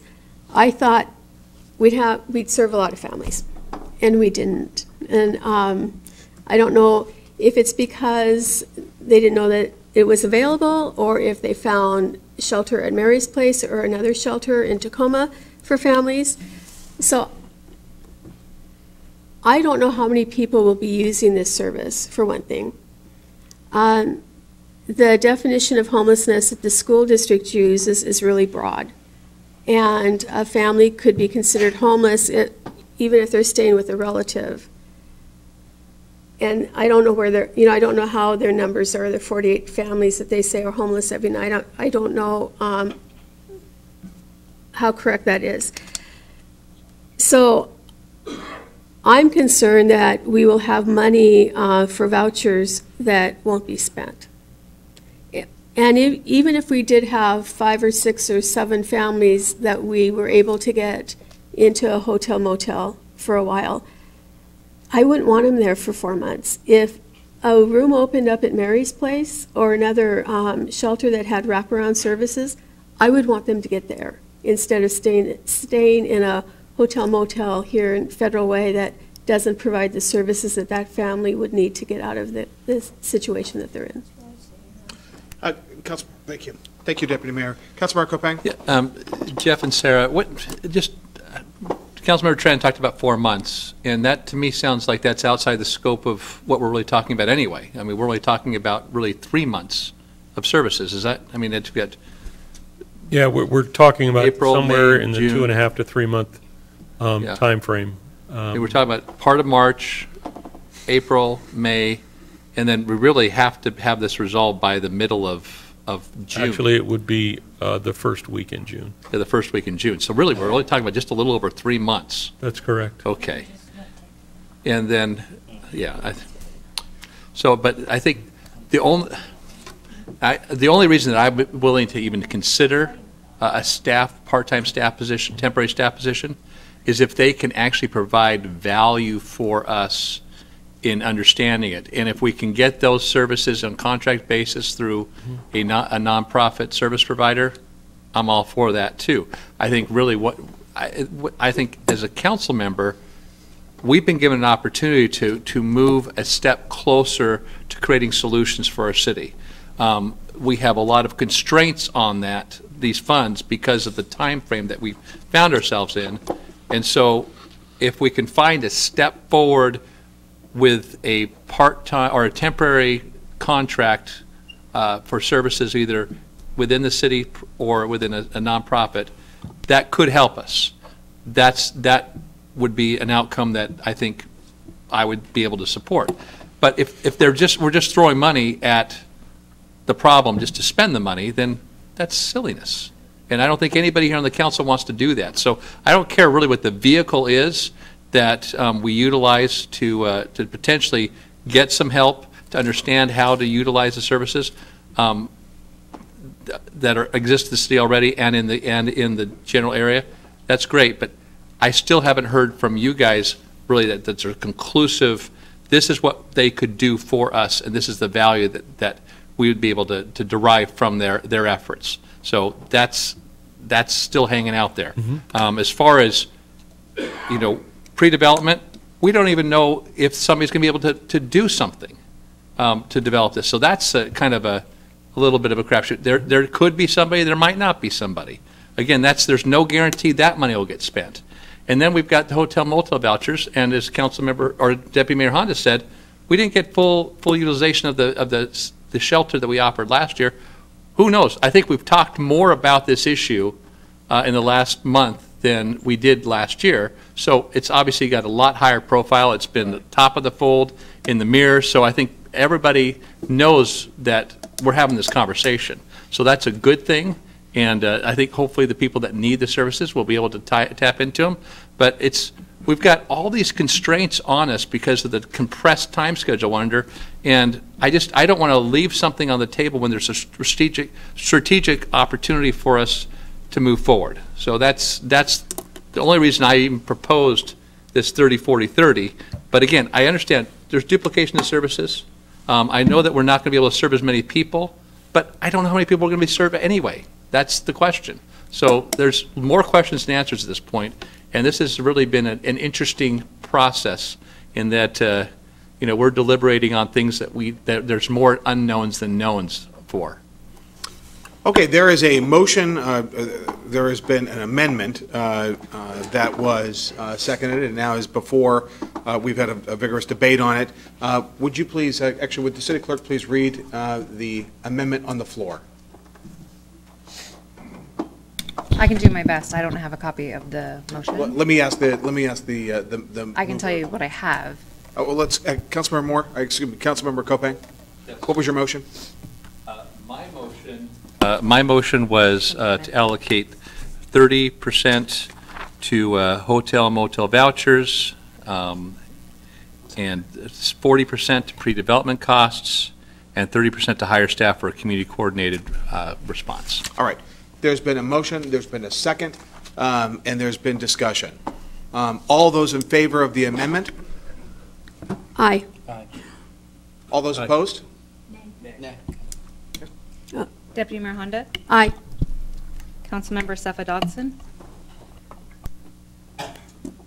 Sorry, so it's 40, 30, 30. 30, 40, 30. Do you want me to restate? Please. 30% motel hotel, 40% pre-development cost, 30% staff temporary person. Nay. Councilmember Johnson? Nay. Councilmember Tran? Nay. Councilmember Kopang? Aye. Councilmember Moore? Aye. Councilmember Duclos? Nay. Motion fails, 4-3. Mr. Mayor. Councilmember Moore. I'd like to make a motion on the floor. Well, actually, the question is whether the original motion is now on the floor. Excuse me, Mark Orthwin, our Deputy City Attorney. The original motion is currently pending before the body. That can now be amended again if the body so chooses. You could. What I was trying to say earlier is that you cannot amend a currently pending amendment. You can only have one amendment pending. So now we're back to the original motion of $50,000 for pre-development, $40,000 for vouchers, and $10,000 for a staff member. Okay. Point of clarification, Mr. Mayor. Go ahead, Councilmember Moore. And was seconded? Was that right? That was seconded. Good. I think that's okay. So would you please say it again loudly? The motion on the floor right now. So the motion is a motion to direct staff to work with the Department of Commerce to use the $100,000 from the state as follows: $50,000 for pre-development costs, $40,000 for hotel vouchers, and $10,000 for a temporary staff person. Okay. All right. For contracting staff. Okay. Yes, it was the contract. Contracting for services. Thank you. All right. Is there a discussion on that? Deputy Mayor Honda, and then, all right, go ahead, Deputy Mayor. Thank you. Listening to our staff, who are experts in this field, I think we'd get more value if we had more money in the bucket for staff. I would concur with that. Okay. Councilmember Tran. Well, I just want to make a statement that the city of Seattle has spent tens of thousands of million dollars, and they have volume of reports, because during my time in West Seattle, we were involved with the 10 years to end homeless problem in Seattle. They have volume of reports, and 12 years later, the problem is still there. So in my opinion,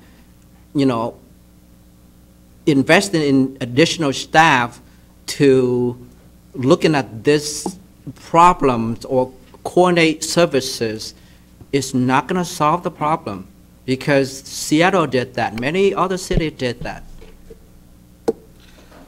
I'd like to follow up on that, because I was on the first committee who was, quote, the 10 years to end homelessness. And we had meetings and meetings and meetings. There were all of the nonprofits in there got together in Seattle and had this discussion. And out of more than 100 nonprofits, there were maybe 5 of us that said we're never going to end homelessness. And the more we do, the more people will come. And of course, we were booed out of the place. And it was true because we found that some people, this is when it first started, and, you know, one person bought a hotel for $3 million and let people come and stay in it and drink and do their drugs and everything because they said, well, it's their house. I said, no, it's not. It's the people's house. They're paying for it, not these people, and you're not helping them any. And we did find that Florida was buying airplane tickets to fly some of their people up here. I'm not kidding. This is the truth. We really found that out. And I said, you know, more will come. So it's not we're housing people, but we're not moving them out of poverty. We're moving them into permanent stuff and other things. All right, Councilmember Moore? Yeah, thank you, Mr. Mayor. I think the original proposal, I think is a good proposal. I think it's a good compromise. I think, you know, I've had a few side conversations with my colleagues outside of my committee about the need for staffing. I think it's you know, and I appreciate Councilmember Tran and what you're saying. I value your opinion, but I think there's a lot of value to staffing. We've had the Violence Prevention Coalition Group recommend staffing, and we've not been in a position to do that. We've had the Homeless Task Force recommend staffing. We've not been able to, we're currently, that option is not available. So I think this really is a good compromise of 50-40-10. And I think it's fair. I think it's a compromise. And I'd like to think that we do things a little bit differently than Seattle. Seattle is a whole another set of, I don't know how to finish that sentence, to be quite frank, Mr. Mayor, but I think, you know, we're held accountable to what we do here, and I think we can produce good work towards this. And I think it's really important that we move forward with this 50-40-10 plan, because this is the start of the work that continues to end homelessness, which I think we need to work towards. And I'm content with the 50% redevelopment, because I want to see if there's opportunities to team up with nonprofits to work towards a shelter. We've got to have a permanent emergency shelter for our families here in Federal Way for the years to come. And I think that's really important. And with that, thank you so much, and I urge a passage of this proposal. Councilor Duclos? Well, again, I just think that instead of hiring a staff or anything like that, we should already use the people that know what they're doing and how to do it and contract with them. Therefore, we can put more money into sheltering people. If we hire somebody and we have to pay for their salary, we have to pay for their benefits and a lot of other things. So if the idea is to house more people, contract with an agency. It's a straight contract. The agency pays their people, and they take care of all of the benefits and stuff like that. Most of the money goes to pay for the person and the people going into shelters or wherever, what kind of housing we find for them. For the city to do it, it's going to cost us a lot more money for staff. Councilmember Kopang, then Councilmember Tran. As far as the $10,000 is concerned, if we were to I mean, what would we get for $10,000? I think it's a question. I don't know if there's really enough value there. If we're talking about contracting, and this is simply based on my own experience in the private sector, you know, and I realize we're talking about nonprofit, nonetheless, you know, we're really talking. And I would also point out, before I say anything else, that we're going to have to go through a competitive process for this as well. So, you know, we're looking at about 2.5 to 3 months for somebody to do this. And so, you know, we're probably looking at somewhere between, you know, maybe $75 to $100 an hour. You know, if we're at $100 an hour, we're talking about 100 hours, which is not a whole lot of time. That's basically 2.5 weeks. I kind of look at this as we're either in or we're out. I think $10,000 puts us right in the middle of the road. We're going to get a run over. It's not going to really make any difference. So, Councilmember Tran? Thank you, Mr. Mayor. It's getting late, so I would like to make a friendly amendment to Councilmember Johnson by flip the number a little bit. $50,000 will go to hotel motel vouchers. 40% or 40,000 go to development of the shelter, and then 10,000 go to contracted staff. Okay, is there a second? Second. All right, so 50% for hotel vouchers, 40% for development cost and related costs, and 10% for contracting. There's been a motion and a second. Is there any discussion on that amendment? All right, hearing none, all those in, actually, Councilmember Moore, you had your... Thank you. I'm just trying to process Councilmember Tran's amendment. I think the pre-development and development part is also fairly important, and I think that's what sets the stage towards future development, future building, and walks us in the direction of an emergency shelter here in Federal Way, and I think is really important. And, you know, just a side note, and that's, you know, if you don't get anybody to accept the contract through a bidding process, we can always move the 10,000 and reallocate that. If that's not my understanding, I believe that's possible. We certainly could do so that, that's a note to my colleagues, and I'll repeat that here in a second. That's, you know, if the 10,000 isn't utilized, we can move that to and reallocate it within this proposal. But I think what's really important here is, and I don't doubt that services and all that is really, really critically important, but I think what's also important is the future development, future planning, and I think that's really important. That's the thought that's kind of coming through my head. I'm curious to what my colleagues think. Deputy Mayor Honda, then Councilmember Tran. Thank you. The one thing we know for sure tonight is that if we were to have the $20,000 to $30,000 for a staff member who could be contracted out to do some work for us to get some good information that we can build on after this person is done, if we don't get the $80,000 from the state to hire a person, we know we'll get something from that. We don't know how many families need shelter, and we don't know about if anyone would be ready to use the pre-development money. But we do know, according to our staff, that they have recommended that we use $30,000 to $40,000 on a person, on a staff member, whatever we want to call that person, to get some work done and some groundwork done on this issue in Federal Way, not to end homelessness in Federal Way for families, because that's a long way off if possible, but to start the work. Deputy Mayor, we're 5 minutes to 10 p.m. Do you have a motion? Yes, once again, I move that we extend our meeting past 10 p.m. Second. It's been a motion and a second. Is there any discussion? All those in favor of moving past 10 p.m.? Aye. Aye. Opposed? All right. It's good news because we're going to need to do it. Councilor Tran? Thank you, Mr. Mayor.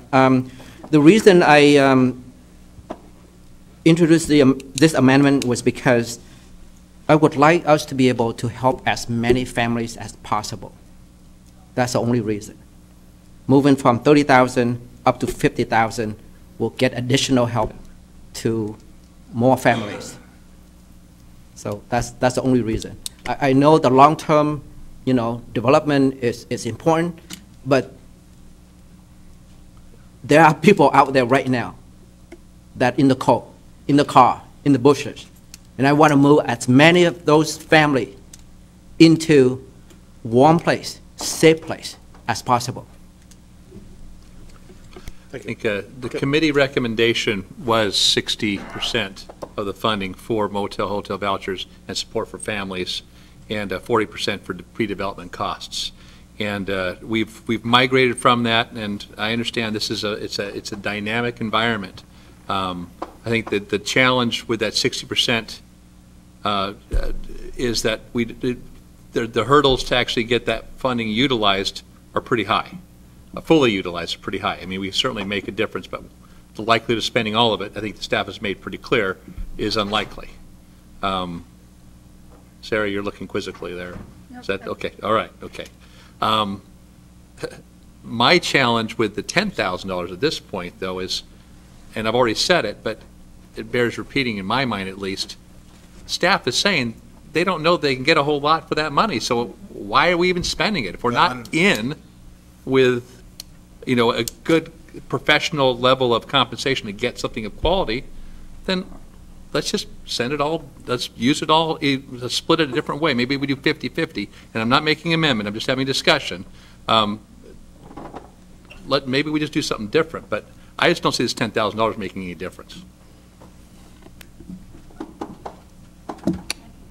Council? The motion before the body is, actually, there was a motion and a second for. So currently, we're sitting at an amendment to the motion is currently pending. That's right, 50% for hotel vouchers. Sorry, I had it written down here, sorry. 50% for hotel vouchers, 40% for development costs for a shelter, and 10% for possible staffing or contracting. That's correct. Okay. All right. Is there any more discussion on that? Councilmember Moore. Thank you so much, Mr. Mayor. Deputy Mayor Honda, I wanted you to kind of elaborate on this, and I want to make sure I understand before I vote, because I think there's legitimacy to what you're saying, which is based on experience from last year with the New Hope, and their shelter that we had. We don't really know what the response is going to be with this motel voucher. We don't know what the response is going to be, and we're unsure about the redevelopment thing. Whereas with staffing, that's the one area that we can really be certain, and we can, you know, begin to produce the work that's needed that the Homeless Task Force has recommended, which again is really future building. And if that's my understanding, and by you nodding that's good, I think that there's some legitimacy. This is the staff, we talk about staffing and how it's not that important or whatever you want to say it, but this is potentially the one certainty that we can control in working with the mayor's office. Whether it's a contract or whether it's a staffing, I think that's really important. So I think it's worthy for that to be repeated so that we can kind of hear that. That's where the certainty is. And so, but again, I also think that redevelopment is future building. I mean, everything that I think we're talking about is really valid. We, of course, want to serve people as soon as feasibly possible. That's really important. But I think at the same time, it's about the future. And how do we not have this conversation next year from now? Yeah,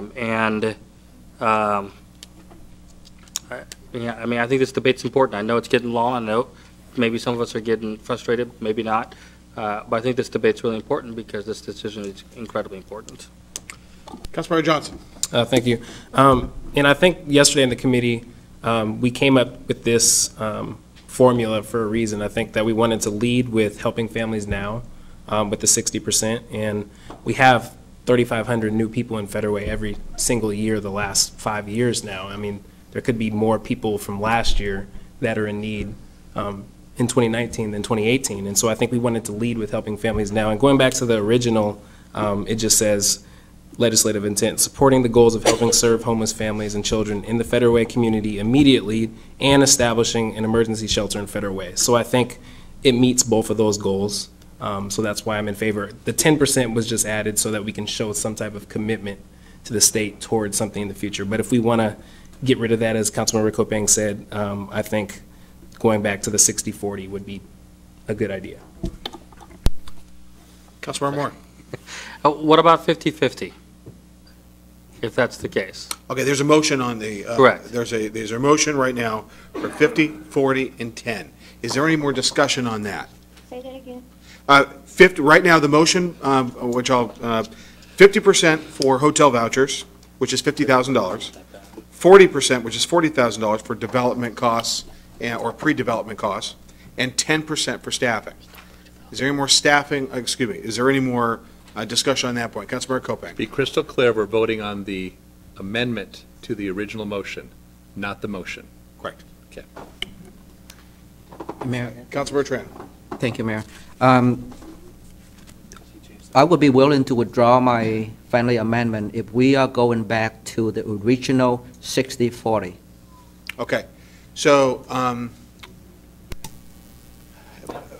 actually, That is not the original motion that's currently pending. If the amendment is withdrawn, it will go back to Councilmember Johnson's original motion, which flips the 50-40 from what the amendment is currently. let's do this. Would you withdraw your amendment? Do you withdraw your amendment? Okay, that amendment is withdrawn. Now we're back to Councilmember Johnson's motion. And can I make a friendly amendment to my own motion? Or perhaps you could withdraw it and make a new one. I'll withdraw my original motion and make the motion for 60% towards motel, hotel vouchers and support for families, 40% towards pre-development costs. Second. Okay, there's been a motion, a second. Is there any discussion on that moment, on that issue? Councilmember Tran. Okay, you just getting ready? Is there any more discussion? Deputy Mayor Honda. Thank you. I think if we were to use the money that way, that we're missing a big opportunity to set the groundwork for future work in helping homeless families here in the city of Federal Way. We have money being given to us by the state of Washington, and we have an opportunity to hire someone with much more knowledge than we have on this issue, who can help set the groundwork on how we can proceed as a city to help our homeless families and our children. And I think if we don't put anything into that, we're missing an opportunity. All right, any more discussion? Councilmember Moore.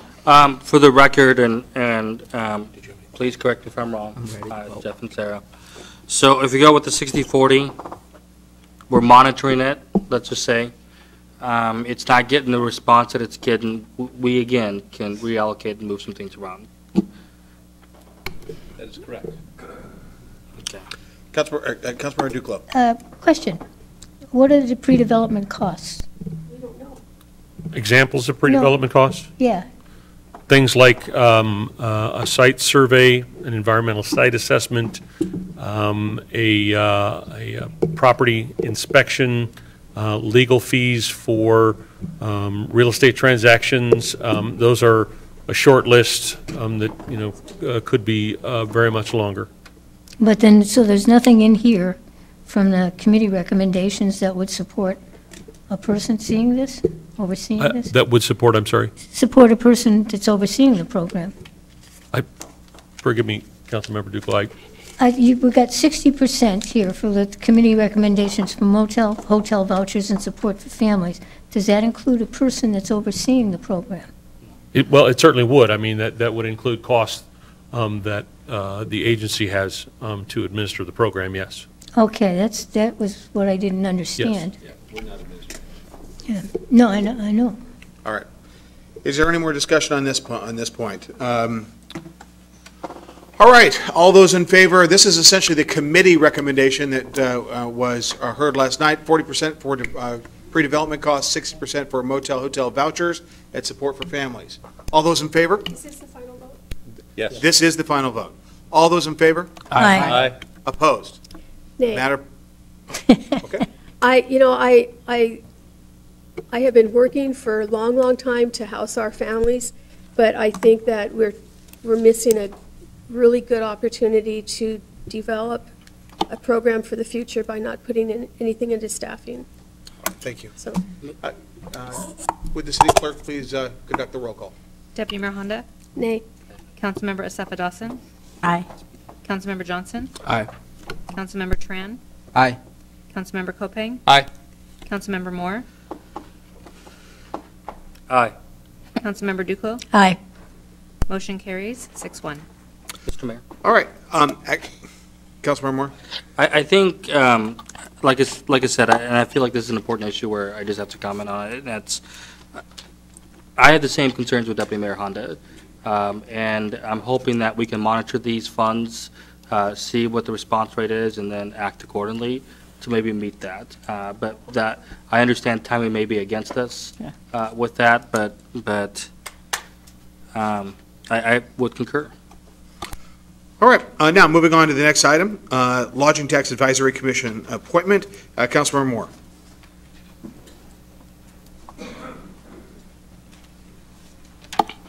Mr. Mayor, it is with a great, sincere privilege to move to appoint Joanne Paquette to a voting position on the Lodging Tax Advisory Commission with a term expiring October 31st, 2020. Second. There's been a motion and a second. Is there any discussion? All those in favor? Aye. Opposed? All right, congratulations, are passed unanimously. All right, now, moving on to Human Services Commission appointments. Councilmember Johnson. Thank you, Mr. Mayor. I move to appoint the following individuals to the Human Services Commission: Cynthia Ricks Makotan, Mary Schultz, and Ken Stark to fill voting positions expiring January 31st, 2022. Jack Walsh and Jack Stanford to fill voting position expiring January 31st, 2021, and a vacant voting position expiring January 31st, 2021, and Julie Hiller to fill a voting position expiring January 31st, 2020. All right, is there a second? Second. It's been a motion and a second. Is there any discussion? All those in favor? Aye. Aye. Opposed? Matters passed unanimously. All right, council reports. Let's start with Councilmember Duclos. Oh, thank you very much. I really don't have much of a report since we didn't have any meetings in December.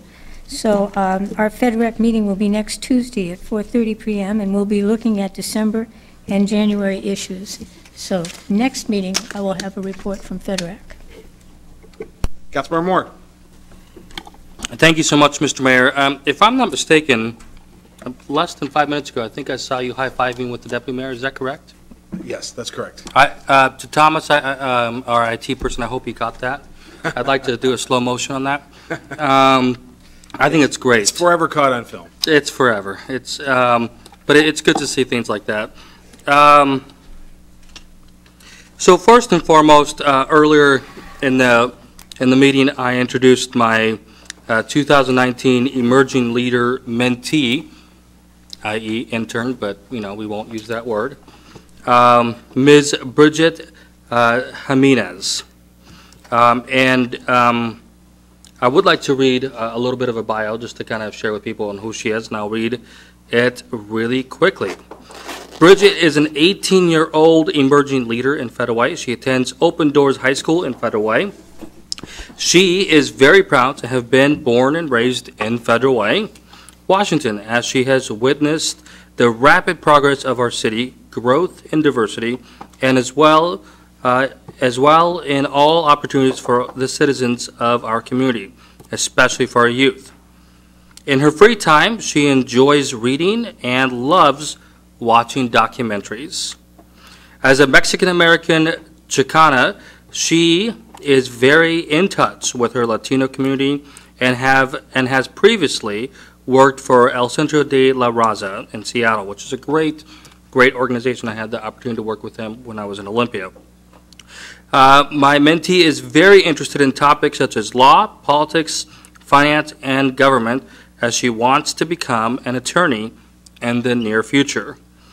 She feels very honored to be part of the Emerging Leader Program, the inaugural Emerging Leader Program, and this opportunity will not only be beneficial to her future career, but also becoming a better leader in her community. So that's a little bit about my mentee. I am absolutely thrilled to work with her. We've had great conversations from politics of today and to city issues, and I'm certainly excited to be working with her.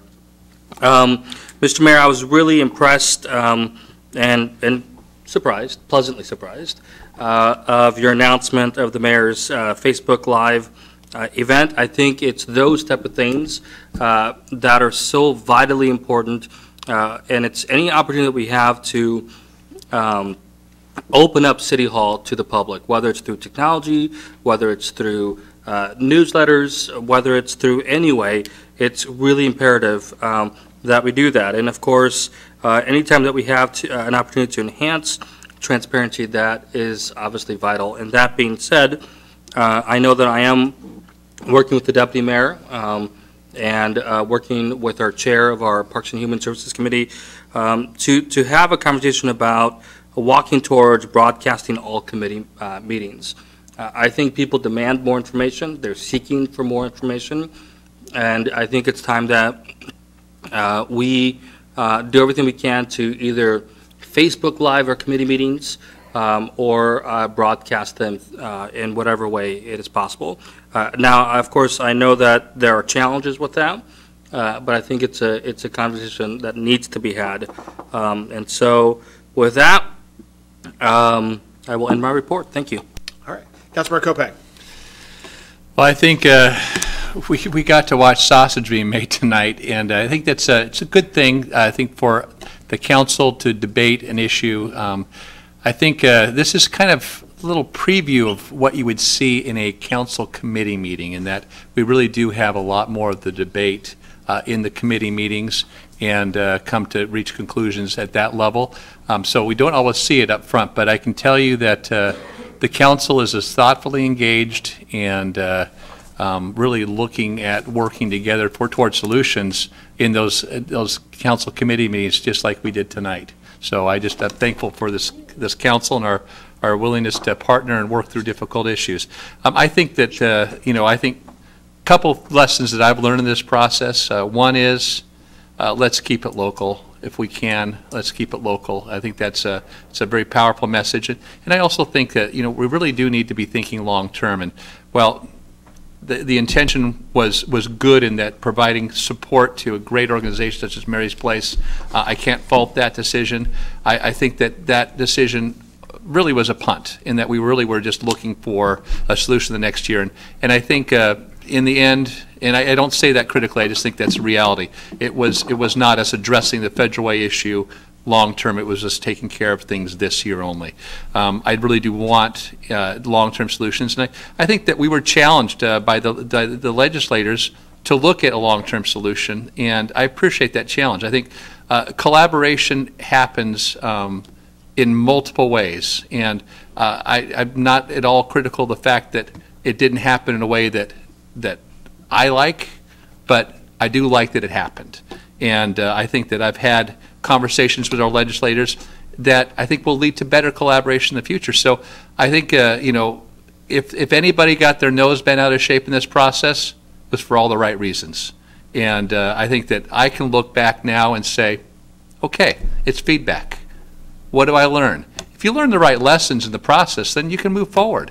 If you don't learn the lessons, you're gonna learn them again a harder way later. So I appreciate the opportunity that we have to collaborate with our legislators, opportunity we have to collaborate with one another, and certainly look forward to even better collaboration in the future as we move forward. So I actually wanted to say one more thing. The Korean event was at the Performing Arts and Event Center this year. It was an incredible event. I can't say enough about the level of talent that was there and the amount of enjoyment that I got from it. It wasn't what I expected. It was a whole lot better. And I just wanted to commend the Korean group for their efforts to bring such a quality event to our city and to really build relationships within the community. There was legislators, there was council members from different cities, there was people from east side of the state, north, south. It was a well-attended event with a great mix of people. So again, I really appreciate the vibrancy of our Korean community in Federal Way and the contributions they continue to make to our city. All right. Councilmember Tran. Thank you, Mr. Mayor.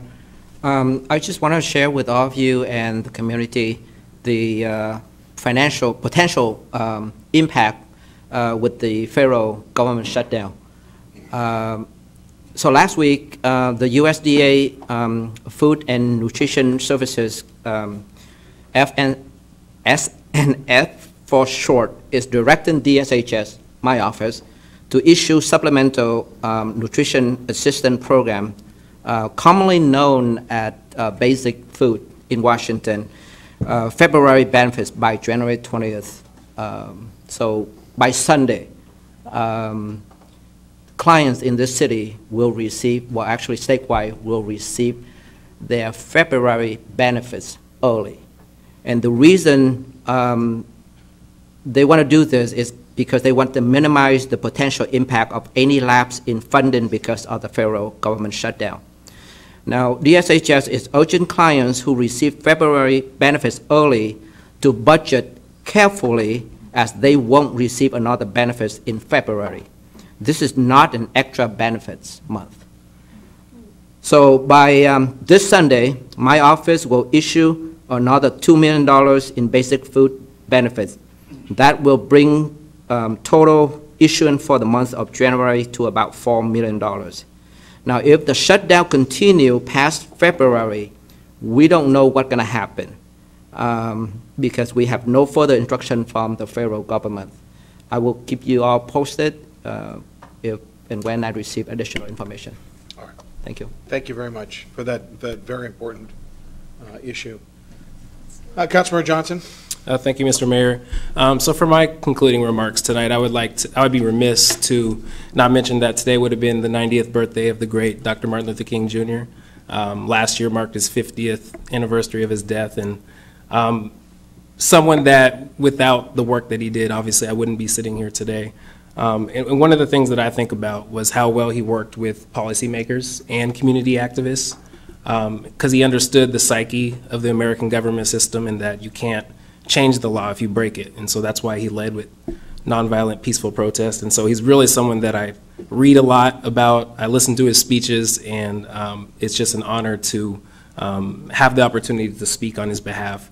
Last year I spoke at the Federal Way High School and Decatur assemblies. This year I'll be at TJ and Beamer, but I'm looking forward to the citywide MLK show and honorarium. So just wanted to mention that today would have been the big 90 for him, and I'm sure he probably would have still been alive. Right. Thank you. Councilmember Cepheus. Thank you, Councilmember Johnson, for that remark. I too want to add to what Councilmember Hong just said. We also got an email for the Housing Authority, similar concern, but the Housing Authority is willing to use reserve for who knows. And that is going to impact housing, right? Because if we cannot issue vouchers for the Section 8 housing and all the public housing, then what? So hopefully this does not go beyond February. And also there was a note that there were people who are already being impacted by this, who work for the federal government, who are accessing public benefits. So the number of people who need the services is increasing when we don't even know what's going on next month. So it's going to impact our residents, and I think we need to really pay attention to what's going on. So thank you very much. All right, thank you. Deputy Mayor Honda. Thank you. I would like to congratulate the police officers who received awards and who received awards at the program last week, and I have another great idea, Mayor Farrell. I think it would be awesome to publicize that, to have it on Channel 21 so that we can use Channel 21 better, and to let the people see what some of our police officers are doing and why they're receiving awards from their fellow officers. For instance, Kaiser, the police dog, received an award for saving several SWAT members from being ambushed last summer. I didn't know that. I didn't read that in any of the news reports. Didn't get any news from the chief about that. And I think that's amazing that he survived the ordeal that he was put into and was happy to take a new bone from the chief. But it was a great program. I would encourage council members to please look at your emails. There's emails there about the retreat and about the food drive on Saturday. And obviously, after listening to our council members, we really need to encourage people to donate at the food drive. But please look, because you'll find times that are very necessary for y'all. And before you leave tonight, if you could go into the council office and pick up your council rules and your ethics packets so that you can review those for the retreat. And tomorrow, way back in December 19th, which was a Wednesday at 3:16 p.m., Jerry Lynn sent us an email on a webinar that is being offered tomorrow from 10 to 11 here at City Hall on ethical considerations for local government, staff, and officials. And I know I signed up for it. I don't know who else signed up for it. So if you're available, come on in and watch the webinar with me. I don't want to be alone. And thank you very much. I signed up for it too, but is it only here? We'll go ask her. Okay. All right. With that, we're adjourned.